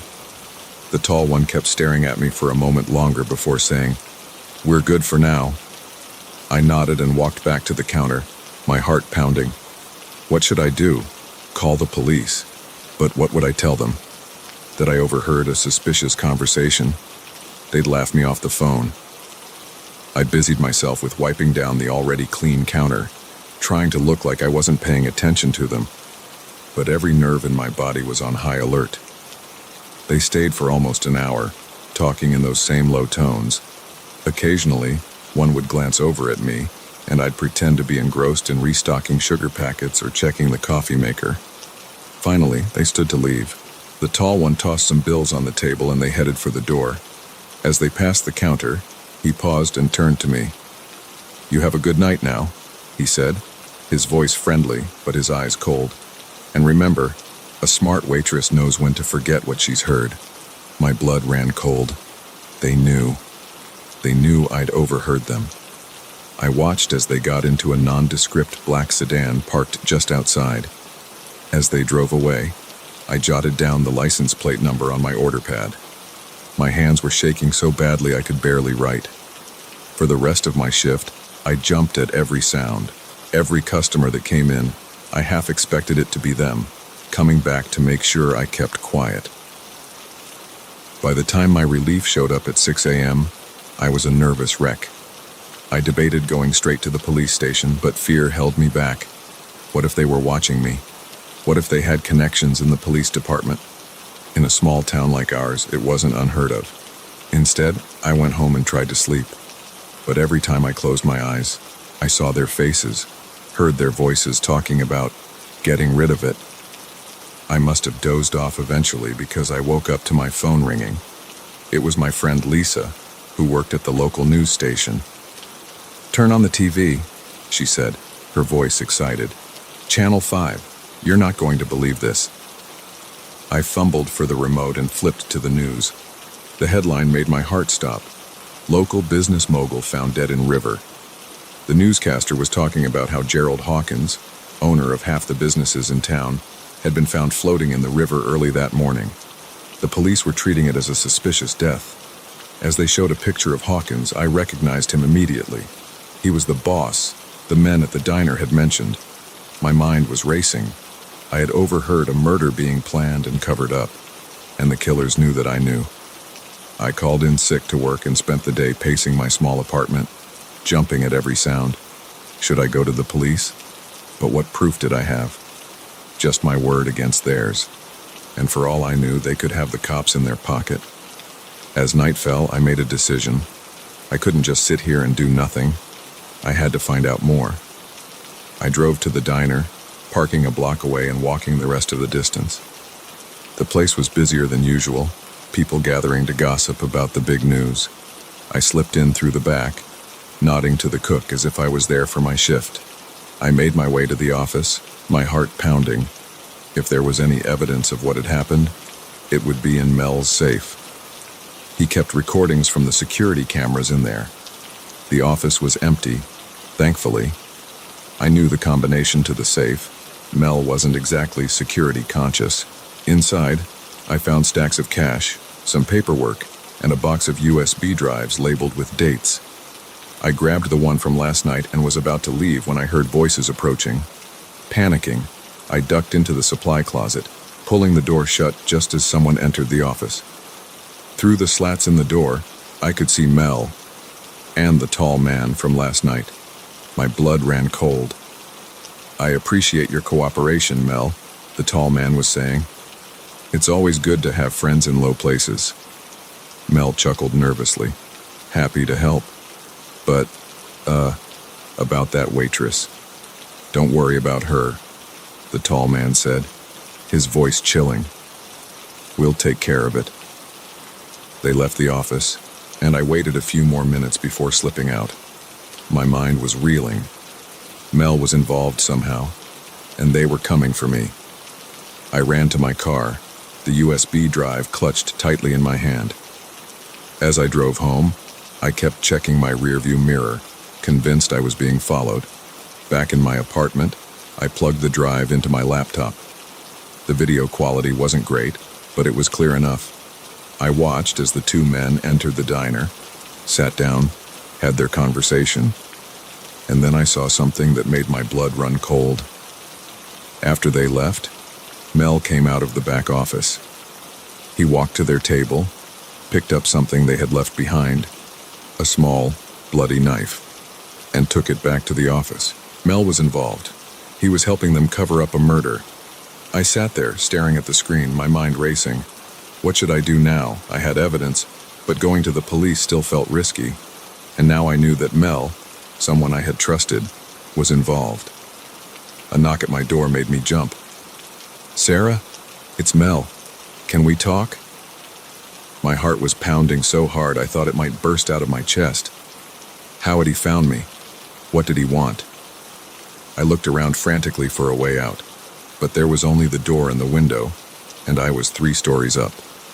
Sarah, I know you were at the diner tonight. We need to talk about what you saw.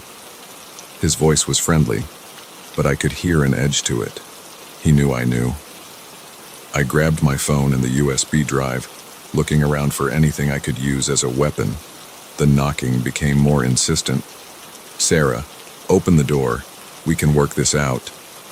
I made a split-second decision. I couldn't stay here. I opened the window as quietly as I could and looked down. There was a dumpster below, filled with trash bags. It was risky, but it was my only option. Just as I heard the sound of a key in the lock. Mel must have a master key for all his employees' departments. I took a deep breath and jumped.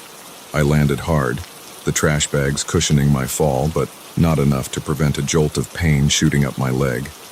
I scrambled out of the dumpster just as I heard Mel's voice from above. She's running. Get her.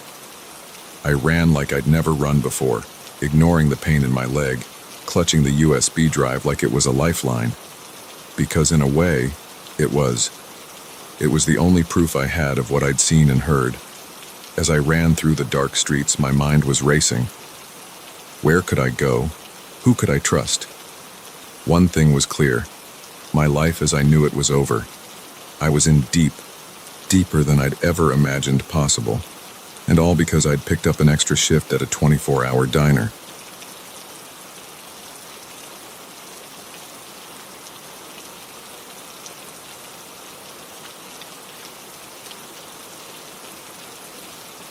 The moment the power went out and the first call came through, I knew this stormy night was about to become a waking nightmare. What I didn't realize was that the terror was coming from inside our own home. It had been raining for days, the kind of relentless downpour that makes you wonder if it'll ever stop. My husband, Mark, and our 2 kids, Lily and Jack, were all huddled in the living room.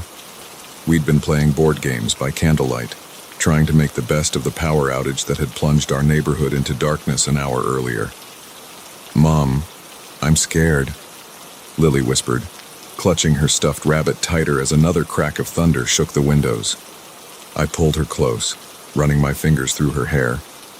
It's okay, sweetie. It's just a storm. We're safe in here. If only I'd known how wrong I was. The first call came at 9:47 p.m. Our landline rarely rang these days, but we kept it for emergencies. When it trilled in the darkness, we all jumped. Mark answered, his face illuminated by the flickering candlelight. Hello? I watched as his expression changed from confusion to concern. There's no one here by that name, he said, then paused, listening. No, I think you have the wrong number. He hung up, shaking his head.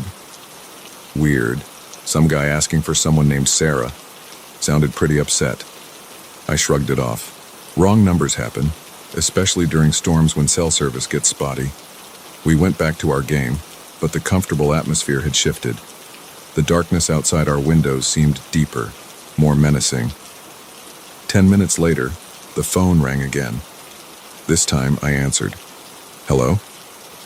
Heavy breathing on the other end. Then a man's voice, low and urgent. I can see you. A chill ran down my spine. Excuse me? In the living room, blue sweater. You should really close your curtains. I whirled around, staring at the windows. Our curtains were open, the glass black mirrors reflecting our candle-lit faces back at us. For a second, I thought I saw movement outside, but it was gone so fast I couldn't be sure. Who is this? I demanded, my voice shaking. Stop calling here or I'm calling the police. A chuckle, then the line went dead. Mark was on his feet now, moving to close the curtains. What was that about? I told him, watching as his face paled. He checked all the doors and windows while I held the kids close, trying to calm my racing heart. It's just some sick prank, Mark said, but I could hear the doubt in his voice. Let's try to get some sleep. I'm sure the power will be back on by morning.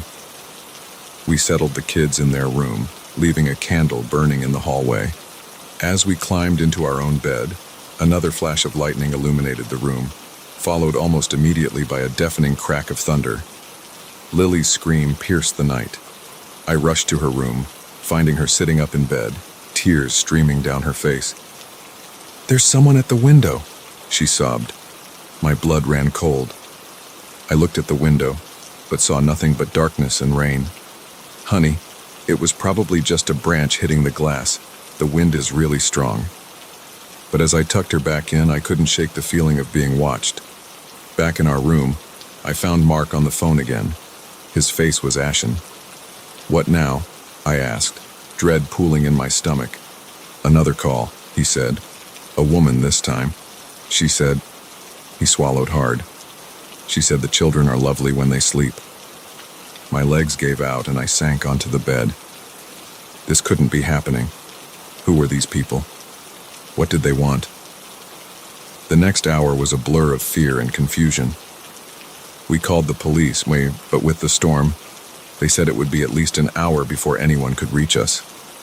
We gathered the kids in our room, creating a nest of blankets on the floor. Every creak of the house, every gust of wind became a potential threat. The phone kept ringing. Sometimes it was heavy breathing, sometimes whispered threats.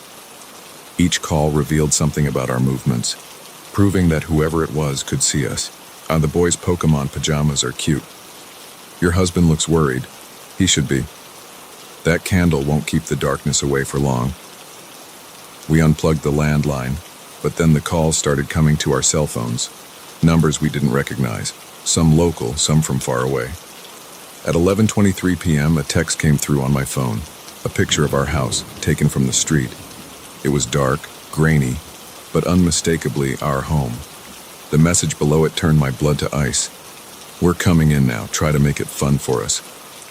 Mark grabbed the kids and we huddled in the back of our closet. I could hear Lily whimpering, Jack's ragged breathing. Mark had found an old baseball bat, and he gripped it tightly, his knuckles white. Minutes ticked by, each one an eternity. We strained our ears for any sound of intrusion, but there was nothing but the storm. Then, a creak. Footsteps, slow and deliberate, moving through the house. I clamped my hand over Lily's mouth to stifle her sob. Mark tensed, raising the bat. The footsteps grew closer. They were in our bedroom now. I could see a sliver of light under the closet door, moving, shifting. The doorknob turned slowly. I closed my eyes, pulling the kids closer. The door flew open. Surprise!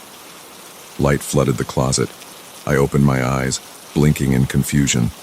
There, standing in the doorway, was my sister Rachel, holding a cake. Behind her, a crowd of familiar faces. Friends, family, all wearing party hats and holding balloons. "Happy birthday, sis," Rachel grinned. "Got you good, didn't we?" I stared, uncomprehending. Birthday. It wasn't my... And then it hit me. It was after midnight. It was my birthday.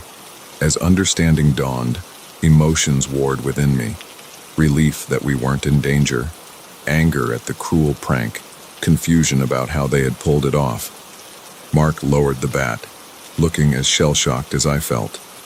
The kids, realizing there was no danger, began to giggle nervously.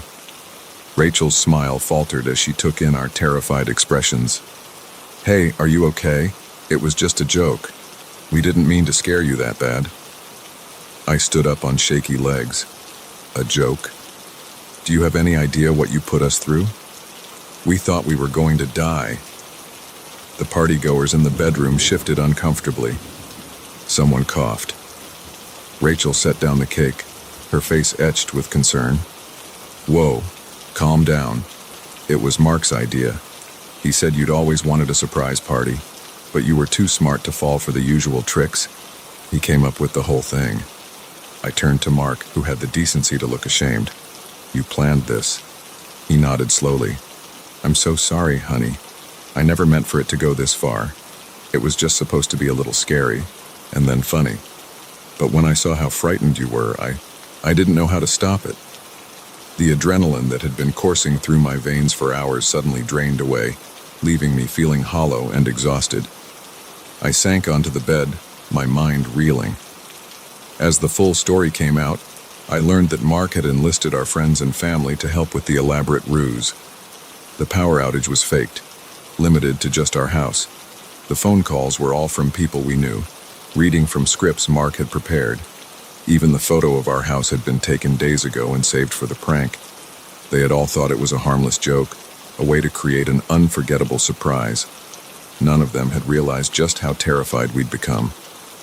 In the aftermath, as our guests awkwardly ate cake and made stilted conversation, I found myself in a daze. The fear had been real, even if the threat wasn't. Those hours of terror had changed something in me, opened my eyes to how vulnerable we really were. As the last guest left, promising to call tomorrow, Mark approached me cautiously. "Can you ever forgive me?" he asked, his voice small and uncertain. I looked at him, this man I thought I knew so well, and felt a flicker of something I'd never felt before, distrust. "I don't know," I answered honestly. "I really don't know." That night, as I lay awake in bed, listening to the real storm that had continued to rage outside, I couldn't shake the feeling that something fundamental had shifted. The safety and security I'd always felt in my home, in my relationships, had been shattered. And as I drifted into an uneasy sleep, one thought kept circling in my mind. If the people closest to me could convince me I was in mortal danger, what else might they be capable of? The surprise party was over, but I had a feeling the real surprises were just beginning.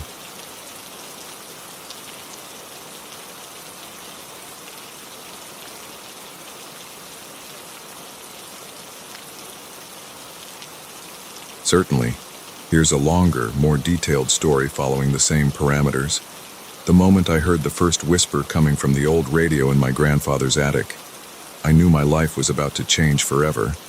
What I didn't realize was how deep the rabbit hole would go, or how it would unravel everything I thought I knew about my family and myself. It was a crisp autumn afternoon when I decided to finally clean out my late grandfather's home. He'd passed away 3 months ago, leaving behind a Victorian mansion filled with a lifetime of memories and secrets. I'd been putting off the task, partly out of grief, partly out of a strange, inexplicable dread I couldn't quite place. As I sifted through dusty boxes and forgotten heirlooms in the attic, my hand brushed against something cold and metallic. Pulling it out, I found myself holding an antique radio, its Art Deco design a relic of a bygone era. On a whim, I plugged it in, not really expecting it to work after all these years. At first, there was nothing but static. But as I fiddled with the dial, a voice emerged from the crackling white noise. It was faint, barely audible, but unmistakably there. "Help us," it whispered. "Find the key. Open the door." I nearly dropped the radio in shock. This had to be some kind of prank, right? Maybe the radio was picking up a modern station, broadcasting some old-time radio drama. But as I continued to listen, the voice became clearer, more urgent.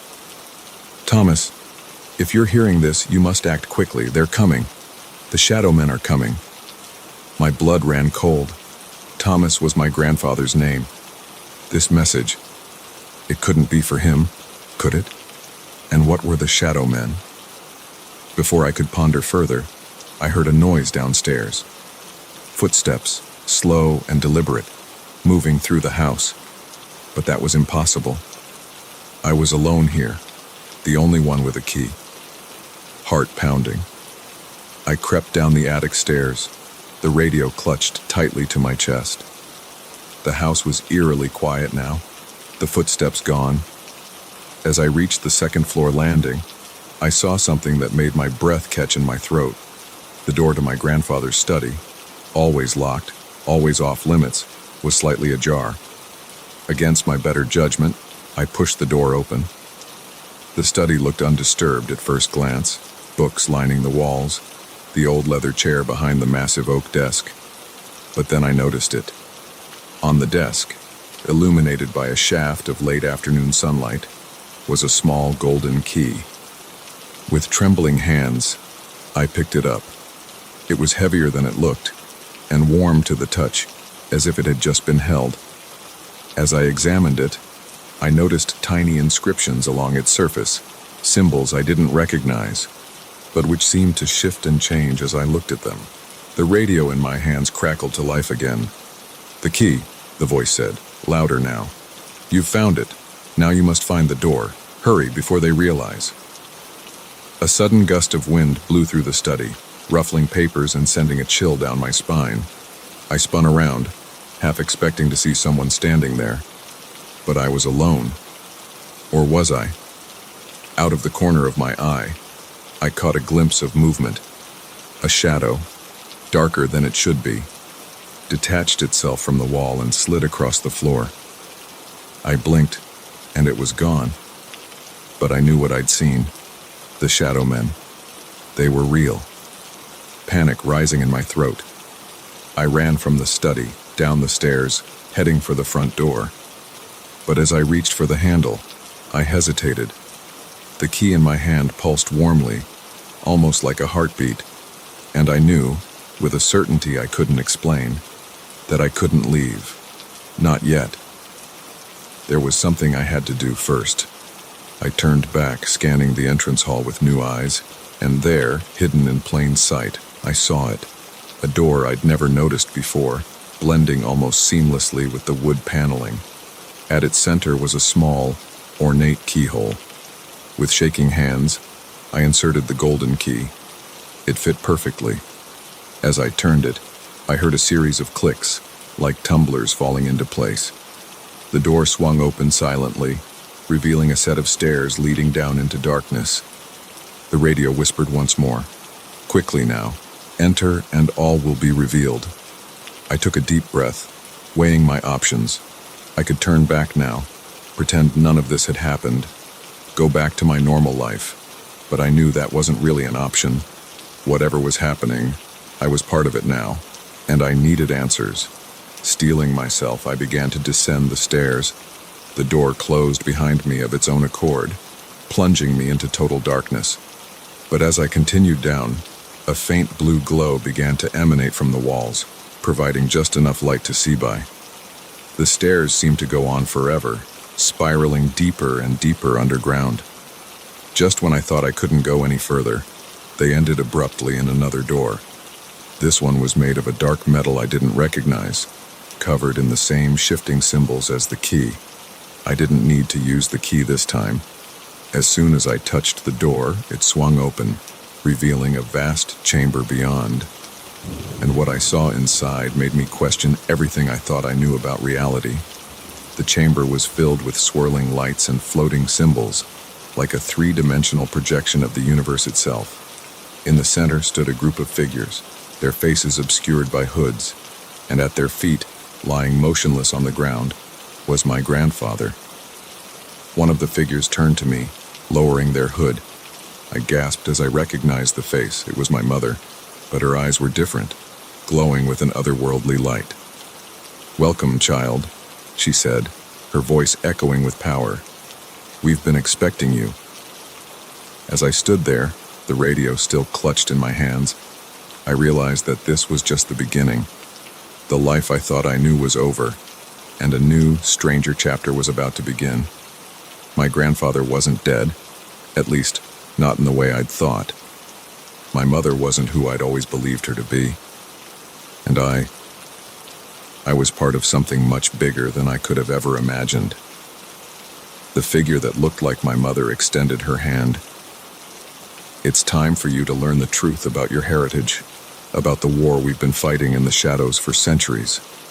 I hesitated for a moment, my mind reeling from everything I'd seen and heard. But then I thought of the shadowmen, of the urgency in the radio's whispers. Whatever was happening, whatever secrets my family had been keeping, I needed to know.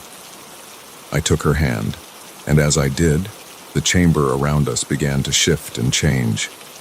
Images flashed before my eyes, battles fought in secret throughout history, rituals performed under moonlight, sacrifices made to keep the darkness at bay. I saw my ancestors, generation after generation, playing their part in this hidden war, and I saw my own face, reflected in a shimmering pool of light. But it wasn't quite me. This version was older, scarred, with eyes that had seen too much. A possible future, I realized. A future I could choose to embrace or reject. As the visions faded, I found myself back in the chamber, surrounded by the hooded figures. My mother, or the being that looked like her, smiled. "Now you know," she said. "The choice is yours.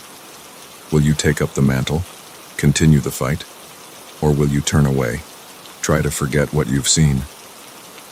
I looked around the chamber, at the swirling lights and ancient symbols.